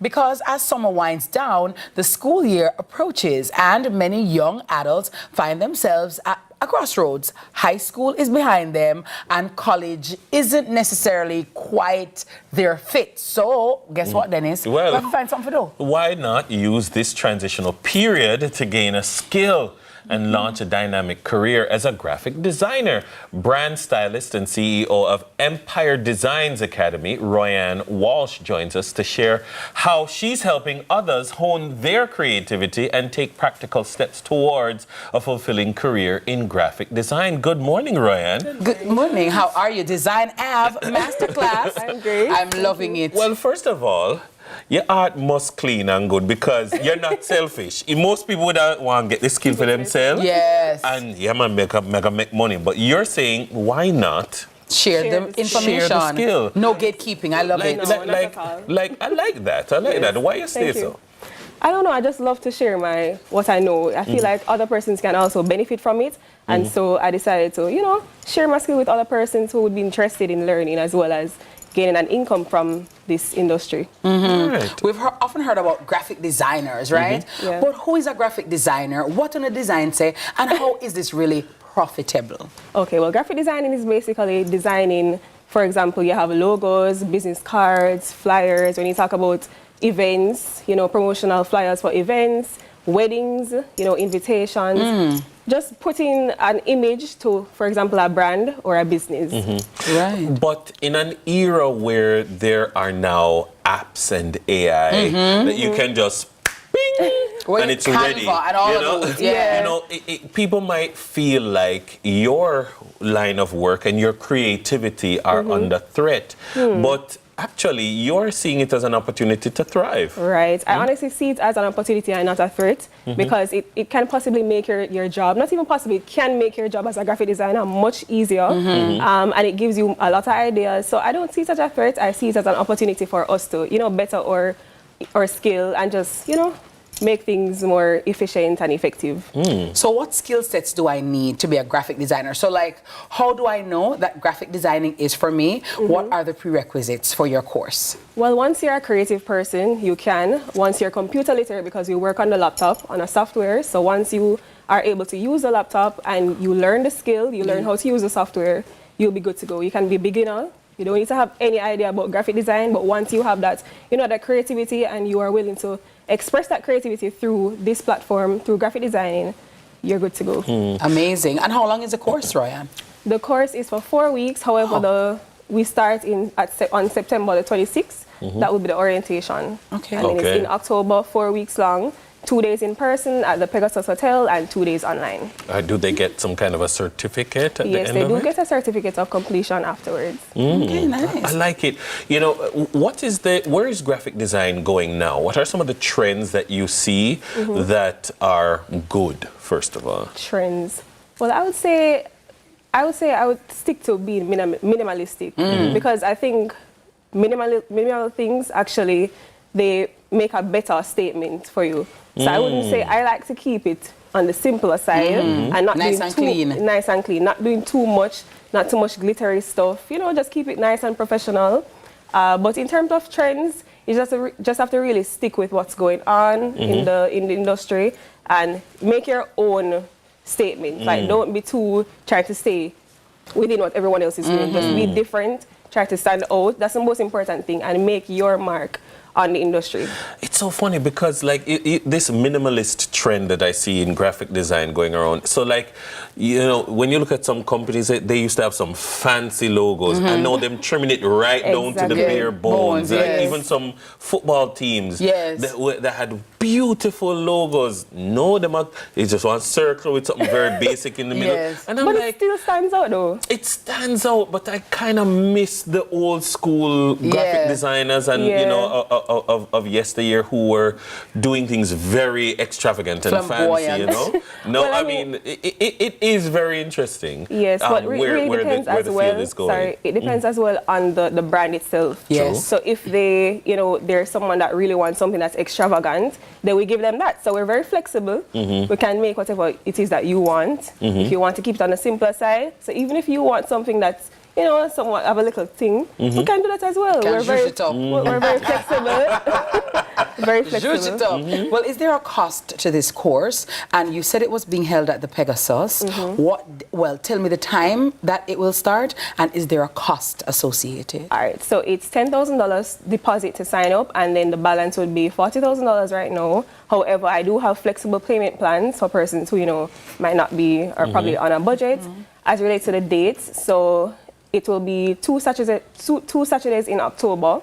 And the starting time will be at 11 a.m. Okay, all right. And also, well, sorry, Dennis. He asked about the certificate that they're getting at the end, but what else does the course come with? The course comes with, well, on the days, on the in-person days, you will get refreshments. So, you know, food and drink is on me. You also will be learning a skill that you're able to generate income from, which is the best thing. So same time. At the same time, it is a skill you can generate income. And the thing about this as well, it's very flexible, where you're able to work from just about anywhere. Yes, I can speak for this. I can literally be anywhere and be working. I can be getting a pedicure, getting my hair done, be working. I can be traveling. Not only from point A to point B in Jamaica, but I can be traveling overseas in a whole different country, and I can be working and making money at the same time. Best of both worlds. Yes, I really appreciate that about graphics. You know, we were saying yesterday, not everybody is bright in the same things. True. And that this is a field that if you are a parent and you have a child who's coming to you and saying, Mom, Dad, this is what I'm interested in, don't run them. Yes, listen. Listen, because it might be that your youngster is bright in this, and they are the next great graphic designer in this field. Yes. And so this might be the course to give them a chance. They've just finished CXC and they're not going sixth form, or they're just finished sixth form and they're trying to find their way. This and might be if I might add, I actually went to UTech for accounting.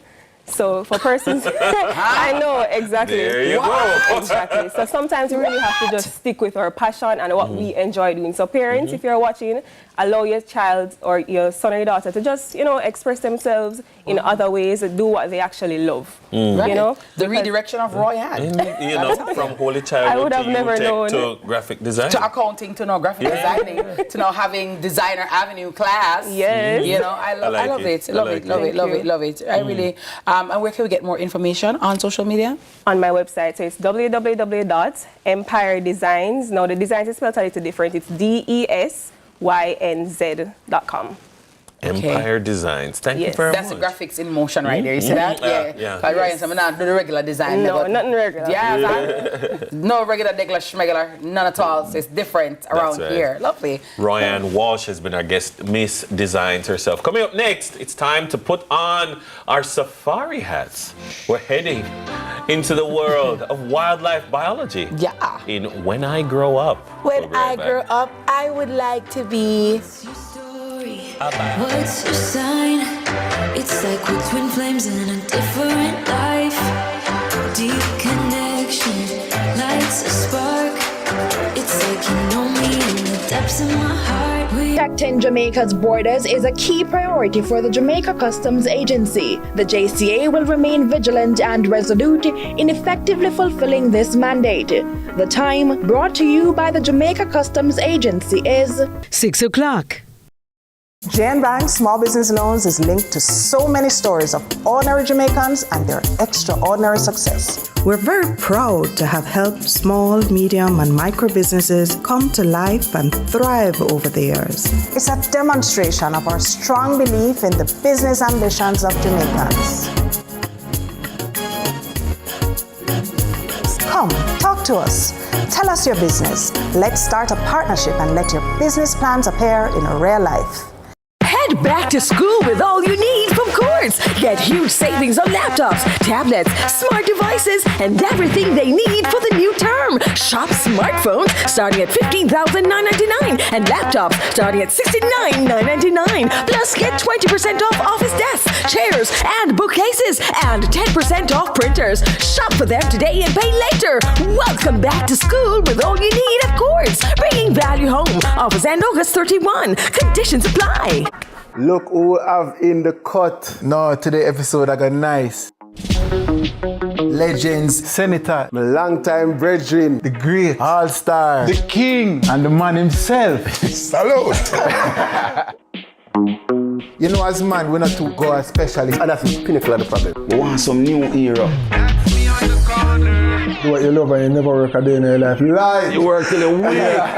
It was pandemonium. Country people can't relate to me I talk about. What you think about me no matter, you know. What matter to me is what me think about myself. Man United, you know. I don't care what man wants to say. You know, man. Yeah, man. You know, man. You finished? Yes, we finished.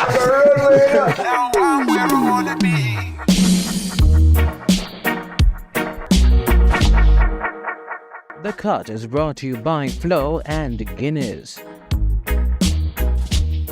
Our days get a little complex sometimes. Often so many things make sense, yet so many do not. We are being intentional about giving prominence to the big stories in order to clarify and enlighten. Lead Story explains who, what, when, where, why, and how. Lead Story with George Davis, weekdays at 6:30 p.m. on CVM TV. Five-star restaurant over here. Radam. No, you're kidding. This is your girl, Diva Madonna with a capital D.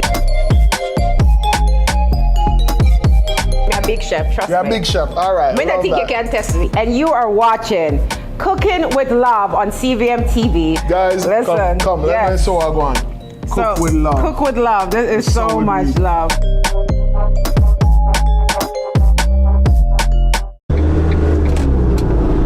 On our roads, remember, take time, be courteous, drive good, walk good. Don't drink alcohol and drive. Don't drive tired or sleepy.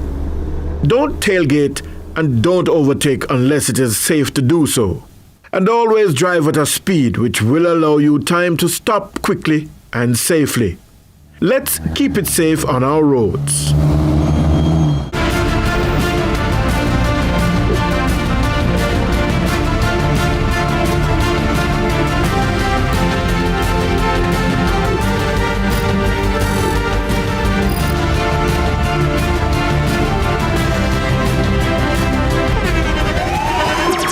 The internationally acclaimed On Stage with Winfred Williams. At a new time, Saturdays at 8 p.m. on CVM TV. So much more than entertainment. Look who we have in the cut. No, today episode I got nice. Legends, Senator, my longtime brethren, the great all-star, the king, and the man himself. Salute! You know, as man, we're not too go specialist, and that's the pinnacle of the problem. We want some new era. Do what you love and you never work a day in your life. Lie! You work till you win. It was pandemonium. Country people can't relate to me I talk about. What you think about me no matter, you know. What matter to me is what me think about myself. Man United, you know. I don't care what man wants to say. You know, man. Yeah, man. You know, man. You finished? Yes, we finished.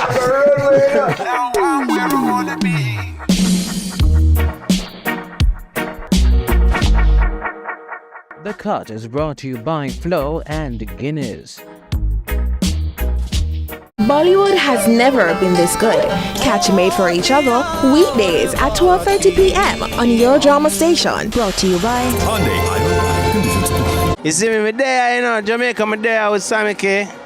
You don't know, CVM see it happen here live. There you are, Chris Breezy and friends. Don't know, we have to mash up the ends. You see, Davo forever. Can't forget the name.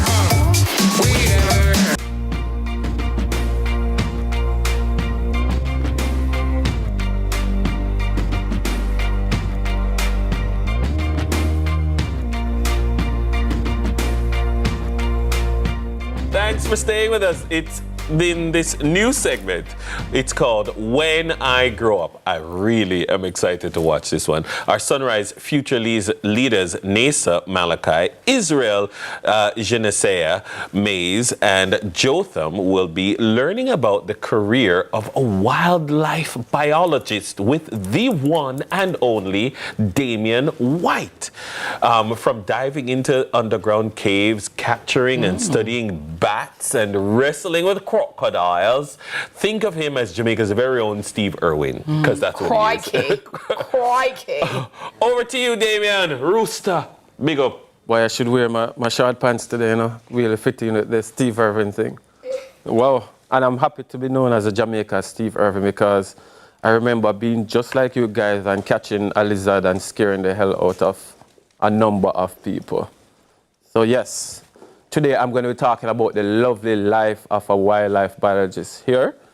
And the first thing I want to say, wildlife biologist. So my normal day, go out in the field, look at our animals, because we have some special animals here in Jamaica, and our animals need love. And that's what wildlife biologists do. So we bring attention to the animals that we have here, and we know that people might not like all of them, and people might love some. So like our beautiful butterflies, and one of the animals that a lot of people might talk about is like our crocodiles. So today, I have these lovely kids here who want to come out in the wild with me. So guys, what animal do you like? My favorite animal is a chinchilla. A chinchilla. Oh, that's like a nice cat. Nice. Madam, what's your favorite animal? My favorite animal is a rabbit. A rabbit. Woo. I have two favorite animals. Mm-hmm. I like tigers. Tigers? Ooh, and big I cats. like winter foxes. Winter foxes. And what's your favorite animal? My favorite animal is the African lion and the golden eagle. And the golden eagle. Wow. No, my favorite animal in Jamaica is the John Crow. And can you guys guess why I would love the John Crow? Oh, I see one hand. Okay. Let me hear him and then I hear. Because they eat all of the stuff we hate, like cockroaches and all of that, and maggots. Ooh. Okay. All of that. And Princess, why you think I love the John Crow so much? Oh, she said eat insects that don't bother us. So one of the things that the John Crow does, and a lot of people don't really think about, it helps clean the environment. So what do you think would happen if we have a lot of stuff, rotten stuff on the ground? He would eat it. He would eat it. Okay. So that's one of the things why we love it. So one of my job is to go out, study what the animals eat. And why would I want to know what they eat or how they are doing? They're doing great. Oh, you want to know if they're doing great? Right. So before today, did you guys know of a wildlife biologist? No. Oh, I heard somebody said yes. What is a wildlife biologist to you? To me, a wildlife biologist is somebody who studies and researches animals. Oh, all right. All right, pass it down. I see my princess at the back have something to say. I know that a wildlife biologist is somebody that studies the different animals, like in the area. For example, like in the forest, the mountains. Right. Sometimes they'll go all over the world just to study new animals, their features. All right. And also, I see a hand up.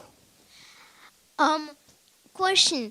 What got you into being a marine biologist? Well, the thing is, let me give you a joke. You see, when I was small, I didn't really like water. So that's why I kind of stay far from the marine biologists. They would struggle me hearing that. But what made me become a biologist is I grew up in the country.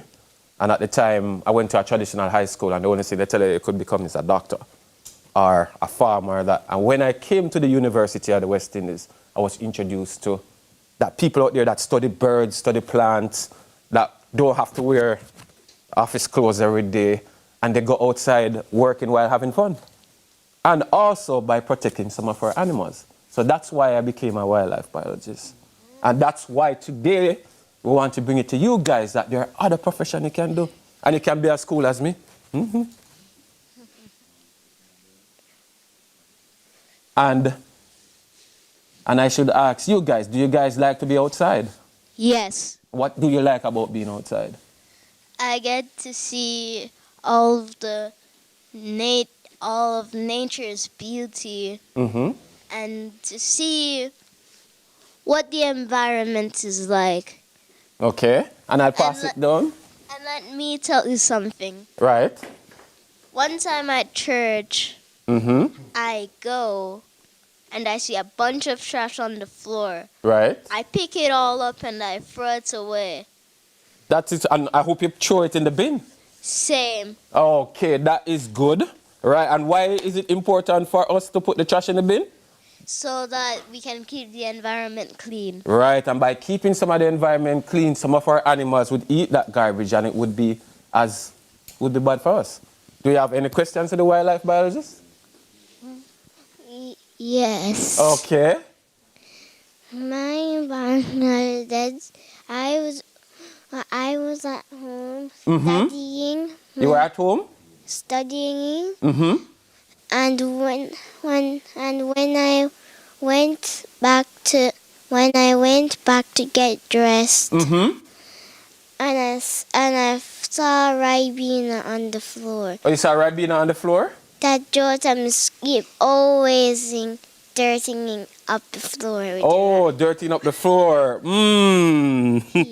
Well, maybe if you had one of my drunker friends that I'm here talking about, they would come and clean up the floor, you know? So that's why Damien loves the junker here. But anyway, guys, I am so happy that you like the environment, you like outside, and you get the opportunity to meet somebody like me who go out, save the animals and the plants, and advocate for protecting our animals. Thank you. Thank you, Uncle Damien. Give Uncle Damien a round of applause, everybody. Thank you, Uncle Damien. And it's my first time meeting a real-life wildlife biologist in the world. So I'm happy to meet Uncle Damien. It's a first for you as well. Yeah. Oh, yeah. Yeah. So, you know, the crocodile part, I'm not about that part. And the snake. No, definitely not. The lizards, no. But I like that Uncle Damien is doing it, so I don't have to do it. And I know why he likes junkers. Yeah. Why is that? We'll have to talk. Well, them say birds of a feather. CVM, sunrise and sunset.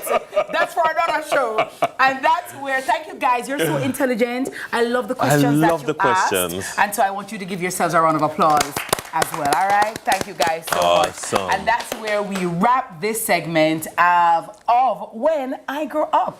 Many thanks to our Sunrise future leaders and, of course, to Damian White, our wildlife biologist, for joining us for the discussion.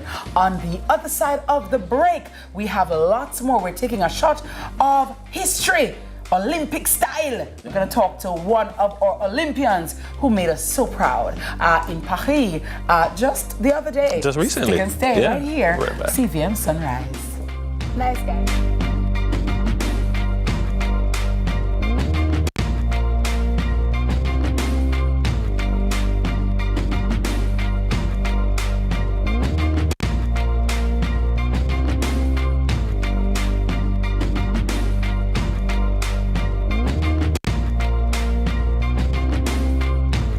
Employers and householders, access the Heart NSTA Trust Skills Registry today to employ trained and certified skilled professionals. The time by Heart is 7:30. How would you describe the people of St. Elizabeth in one word? The people of St. Elizabeth are very hardworking. Article. Peaceful. Independent. Loving set of people. To all the hardworking, article, peaceful, independent, and loving people of St. Elizabeth, JPS is working to make sure you all have power by August 31. That is our commitment to you. Look who we have in the cut. No, today episode I got nice. Legends, Senator, my longtime brethren, the great all-star, the king, and the man himself. Salute! You know, as man, we're not too go as specialists. And that's the pinnacle of the problem. We want some new era. Do what you love and you never work a day in your life. You lie. You work till you wake. It was pandemonium. Country people can relate to me, I talk about. What you think about me no matter, you know. What matter to me is what me think about myself. Man United, I don't care what man want to say. You know, man. Yeah, man. You know, man. You finished? Yes, we finished.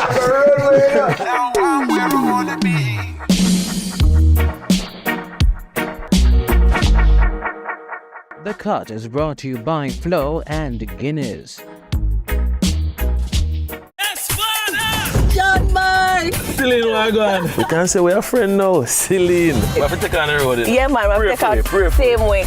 All right, Lord, thank you so much for this day. Me, I do the work. Yeah. And the people them accept it. Clarendon, Mandeville. But now we get to go into the inner city of Kingston. I can't wait to learn more as we go across Jamaica into different churches to understand what they do.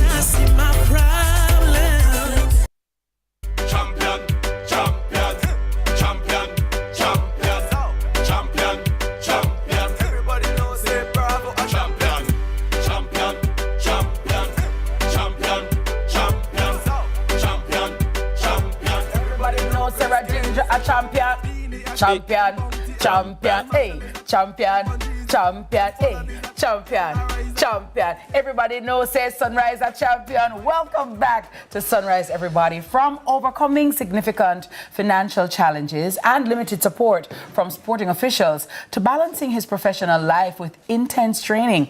Now, with a bronze medal in hand from the Olympics recently held in Paris, Rajendra Campbell has a lot to celebrate. The Olympic bronze medalist and shot putter zooms in this morning from Europe to share his story. Good morning, sir. Good morning, Rajendra. Raj. Good morning, Jamaica. How are you? Pretty good. Excited. Nice. Congratulations, congratulations. I am so very happy for you. Congratulations, and sir. trust me, I know the hard work has paid off. How are you? I mean, you must still be basking in the moment because very few people make it to the Olympics, let alone go to the Olympics and win a medal, putting Jamaica on the map in the shot put like that. How does that feel to you to have accomplished that feat? You know, overwhelming feeling. The objective was always to make the country proud. But in the past, I haven't done my best at the championships. And Jamaicans tend to be, they're not as understanding in what they take to perform at the high level. So going in, I made the adjustment not to repeat what happened in Budapest and World. So, you know, the result speaks for itself. I am happy. I am excited for what to come. Raj, let me ask you this, because when you got the medal, we had a show and I said, from I hear the name, I said his family must be cricket lovers. Is there any truth to that? Yes, tell you, man. I grew up playing cricket. Even in the street. All right. In the school, my younger brothers, Kenra and Conroy, they play cricket for the community for a long time. It was a situation where I wanted to play cricket, but I got to Ferncourt High School and they had my cricket program. So as a teenage boy with a lot of testosterone, the next objective was track and field and, Olympic bronze. Nice. Look at that. Well, when I saw the name, I said, well, if mother didn't know say I'm going to be a star because with a name like Rajendra, hello. No, when you hear Rajendra, you think Indian cricketer, you think West Indian cricketer. Yeah. I think star. I think shot putter now. I think spinner. I think leg spinner. yeah. But Rajendra, one of the things that we've heard about is the support or the lack thereof that athletes who perform in field events get. What kind of support do you need, or do athletes like yourself need, so that you can perform better and at an optimum at the Olympics? All right, let's paint a broad picture. Track and field, especially in Jamaica, is mainly focused on the sprinters. Yes. Which I believe everybody deserves what they have gotten over the years. But the field event now, it's not as marketable in Jamaica as it is in Europe. So the contracts mostly go to the Americans and the Europeans. So for a small country like Jamaica that focus mainly on sprinter, that's where the federation would come into place and supplement the necessary needs, outside the needs of some of the athletes. For myself now, my equipment costs a lot. I have a ball, the training ball that I have called Wall Shot. Costs €970 plus. And for me to get that, I had to sit down and budget out what it takes. First of all, whether I want to make the investment, and after that, how best to navigate my personal expenses to achieve that. The next problem is I'm 300 pounds. I have to maintain that.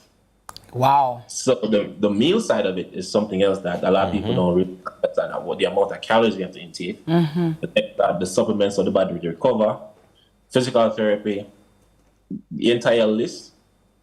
And then a situation where you have to fund that yourself is where the main problem comes. That with navigating that stuff, navigate the mental side of it, where I think last year in Budapest, the reason why I didn't aim as high because, in a sense, what I had aimed for, it was what was in my financial scope, basically, based on what happened. Yeah. Right. So this year, I took the sacrifice. I said, took off work from June, and I said, you know what?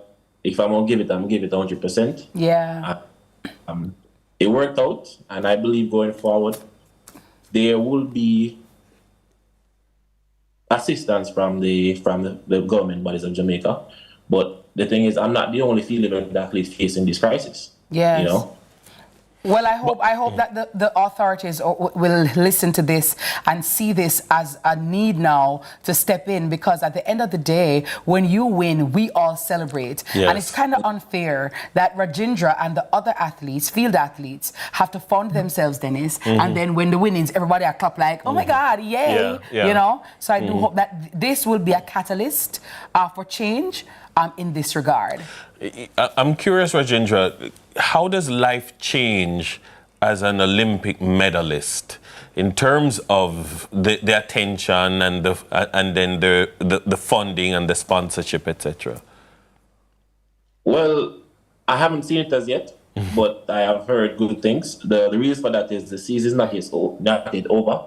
So the Olympic year technically ends after September. So the Diamond League finals, and then there's a few more meets, and then it's over with. So after that is where the rebudgeting will take place. So the including and excluding will take place. But personally, my whole mission is I didn't do what I did for myself. I am not the only one facing what I'm facing. I do believe that Jamaica can be just as good in the field as they do in the track. The track have the investment. I also believe is as it relates to brand sponsor for Brand Jamaica. Whichever company is willing to make the investment in the athletes, in the development of the overall sport itself, that's where the interest should be. But as an athlete, we don't have that power to really indicate or even persuade them to say to what to do. But I also believe that information that Jamaicans don't know, that the athletes don't know, is that they can be a member of the J3, which allows them to vote. So that is something that came to my attention this year. So hopefully I get to get a female athlete on board, be a part and kind of sit in somewhat be a part of the conversation in addition making that's for the sport going forward. Absolutely. You know, these things are important, and we need to appreciate that at the high school level, in the excitement over track, we need to have excitement over the field events. You know, we've had representation in the long jumps. We've had a representation in some of the field events, but I think that there is so much more that can be done. There's so much more that can be achieved if we get the kind of support. Because imagine if he was a sprinter. And you'd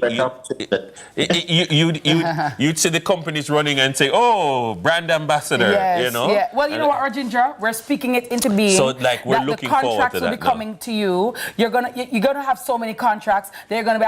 Listen, I don't even know what to choose. You know what I mean? You're going to pick, choose, and refuse, and they're gonna see and understand your worth and know that you are worth it. And just like how you got a bronze this time, who knows, next time it will be a gold. But also, most importantly, you can can allow that little boy or little girl from wherever in Jamaica to dream big and know that they too can achieve a medal at the Olympics in the field event.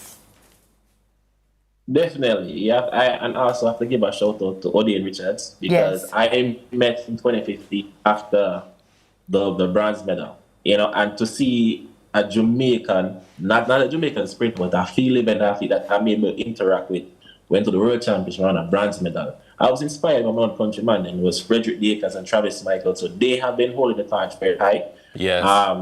The only thing is that I'm not training in the country to really reap some of the benefit, but it's everywhere we are still Jamaican now. We are still holding black, girl, and go pretty high, Amen, sir. Amen. Thank you so much, Rajendra. And again, congratulations. And I do hope that things will work out in your favor. And I do hope that companies will step up to the plate because you have proven yourself. You know what I mean? It doesn't get much better. You know what I mean? Mm-hmm. You're on the podium. Hello. So you have nothing else to prove to us all, So I just hope that persons will take this as, this will give them the push and the impetus to reach out to you and to the other athletes, field athletes as well, to lend support. Because after all, when you guys win, we all support as well. All right. So thank you so very much, sir. And again, congrats. Pardon? Quick shout out. Bambo, I know now watch from day one. Appreciate it. Malika Hauser, Daddy Radcliffe Campbell, Miss Shisha Scarlett, everybody I don't remember. Love you guys. Thanks for the support. Thank you, guys. Amen. You're welcome. Right. Amazing. That was Rajendra Campbell, Olympic bronze medalist and shot putter. Now, Dennis, they say that laughter is the best medicine, right? I agree. I agree. Or she said, you don't feel better. Some people you laugh saying that, Dennis, Like them take on Kamala about say she laughed too big. You're too untruth. Yeah, and she had to come out big. Like she said, she get her mother's laugh. She just laugh, and then she don't like how she laughs. She laughed too big. She didn't even come to Jamaica. All right, you didn't even come to Jamaica and come on a comedy show in Jamaica. I'm gonna just round up my mouth like this one. Okay, well, if that's the case, we're about to get a double dose after the break. We'll be catching up with two of the funniest folks in town. Stay with us, please, okay? We'll be right back. Good.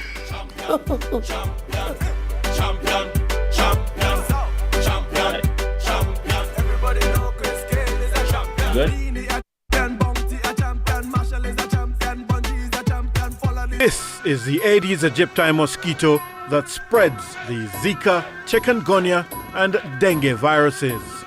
Search for its breeding sites and destroy them. A message from the Ministry of Health and Wellness. The time by the Ministry of Health and Wellness is 7:45. On Sunday, August 11th, in the quiet community of Cherry Tree Lane in Clarendon, our entire nation was shaken by a brutal act of violence. Gangsters mercilessly took the lives of 8 innocent Jamaicans, including a 7-year-old boy. These criminals will strike again, destroying more families and more communities unless we stand together to stop them. If you have any information that can help bring these killers to justice, please share it with the security forces. The government has established a reward fund of $25 million for information leading to the arrest and charge of the perpetrators who committed this heinous act. The facilitators who supply them with the arms, intelligence, and the transportation. And those who harbor and protect these criminals after the crime. If you know something, say something. Call Crime Stop at 311, MOCA at 888-6622-847, the NIB at 811, or JDF at 837-8888. Together, we will defeat the gangs and develop a culture of peace in our country. The proceeding was brought to you by the Office of the Prime Minister. You've weathered the storm, but rebuilding and preparing for back to school have taken a toll. It's time to get some money in your pocket. At Chris and Charles, we understand your financial needs. With just a quick call, you can access funds to catch up on bills and cover unexpected expenses. Our process is fast, simple, with funds deposited in your account in no time. Don't stress, get money in your pocket. Call 876-926-0609 or visit our website today. Conditions apply. When you think loans, think Chris and Charles.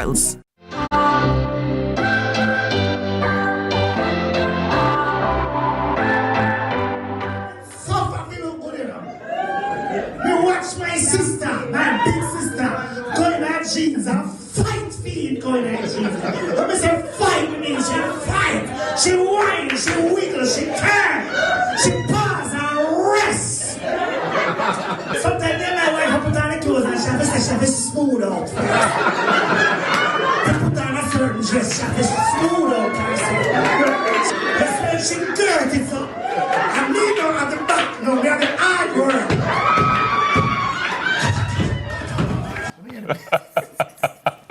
No, I have to laugh. Next thing is Miss Kitty laugh wide. Because remember the people have a problem with everything. You talk this, you too patois, you too... You know. Big up Kamala Harris. I'm with her.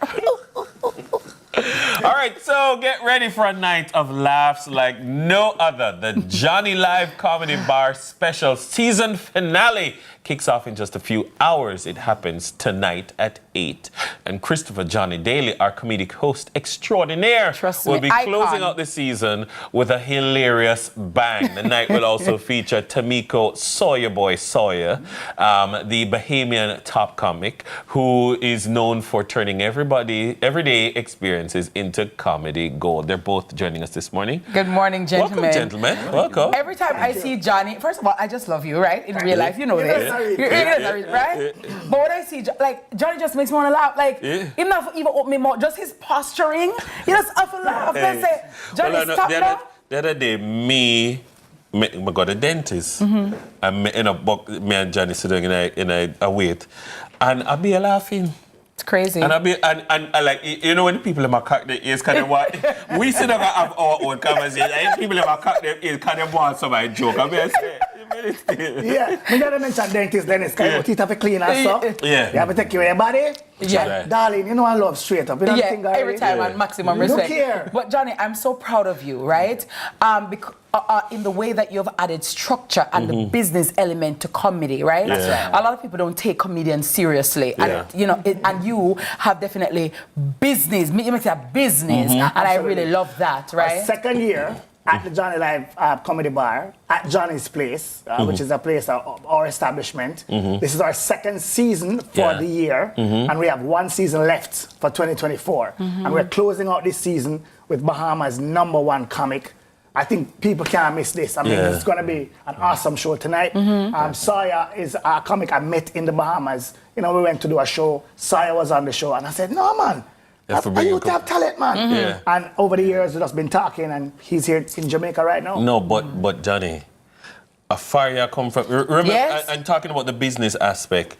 Remember when there was a venue? I think it's a bank. Backyard. Backyard. Yeah, man, backyard. Constant Spring Road. Constant Spring Road. Yes. That's right. Yes. Yeah. That's right. And like you used to fill that place. Yes. Yeah.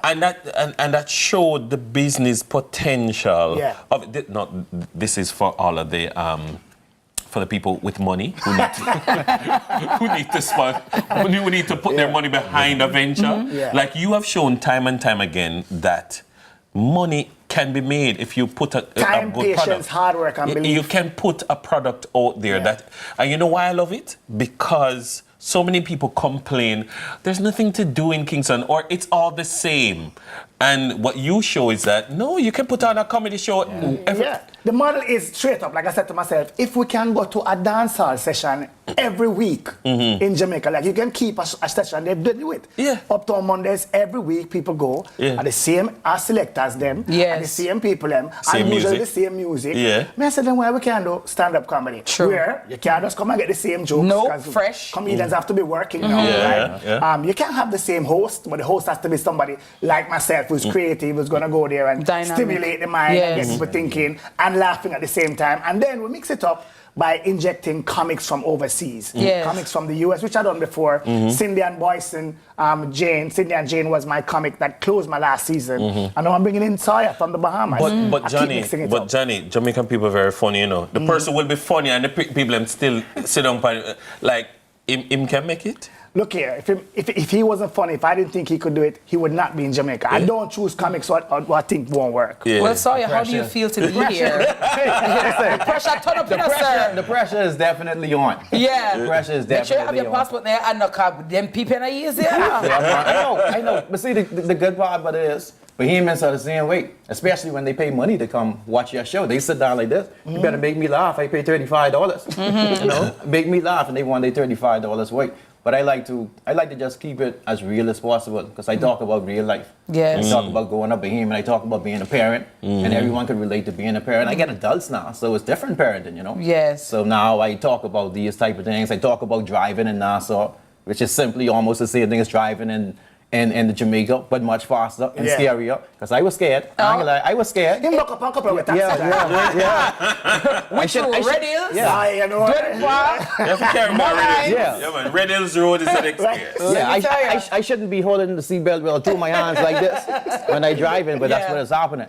I asked Jesus to take the wheel. Jesus said he don't drive in Nassau. I mean in Jamaica. So I was like, yeah, this is scary. It's scary. But I talk about real life situations and I like to feel out the crowd to see what kind of audience we have. And the same thing, like I know, Caribbean people are Caribbean people. Yeah. We ain't easy to please. Yeah. We ain't not easy. And I know that. So I definitely coming out. Your first time in Jamaica? First time. Nice. Very first time. How are you loving it so far? So far, so good. I love it. It's definitely different. If you love it, I tell him, can you extend the ticket? I say, hi. I try it. No, well, you can't extend the ticket. That's not the hotel. That's not the hotel. Not the hotel. Yeah. The parking. Not the parking. Yeah, I was like, just send me back then. Send me back. Yeah. So if I can't find somebody else to go out bouncing. Airbnb. Hello. Anytime I got to come with my pocket, then I got to go. Let me ask you, Johnny, because as a comedian, you don't have the luxury of telling the same jokes over and over. You have to always be fresh. You have to be witty. You have to be on top of things. And you can answer this as well, Sawyer. Yeah. What do you love most about being a comedian, and what is the most pressure? You know what? I love the challenge of facing my audience. I think that's the most exciting thing for me. Yes. It's facing a brand new audience or going out there to face an audience like the Comedy Bar is a spot that has, once you do it every week, what you start doing is developing the acumen to give jokes. Like I tell people, there is a science to humor, People don't think so, but there is a science to humor. And once you start working out how you can approach a joke or approach a material, that is the exciting part too. It's like discovering the humor with the audience in front of you. I tell you, this genre keeps you on your toes. You have to be reading. You have to be abreast of what's going on. You have to be aware of what's happening around you. What people are going through, because the same thing I'm going through, the same thing my audience is going through. How can I use that as comedic material so that they can be laughing? You know what I find fascinating though? Like a Kevin Hart would say, no phones.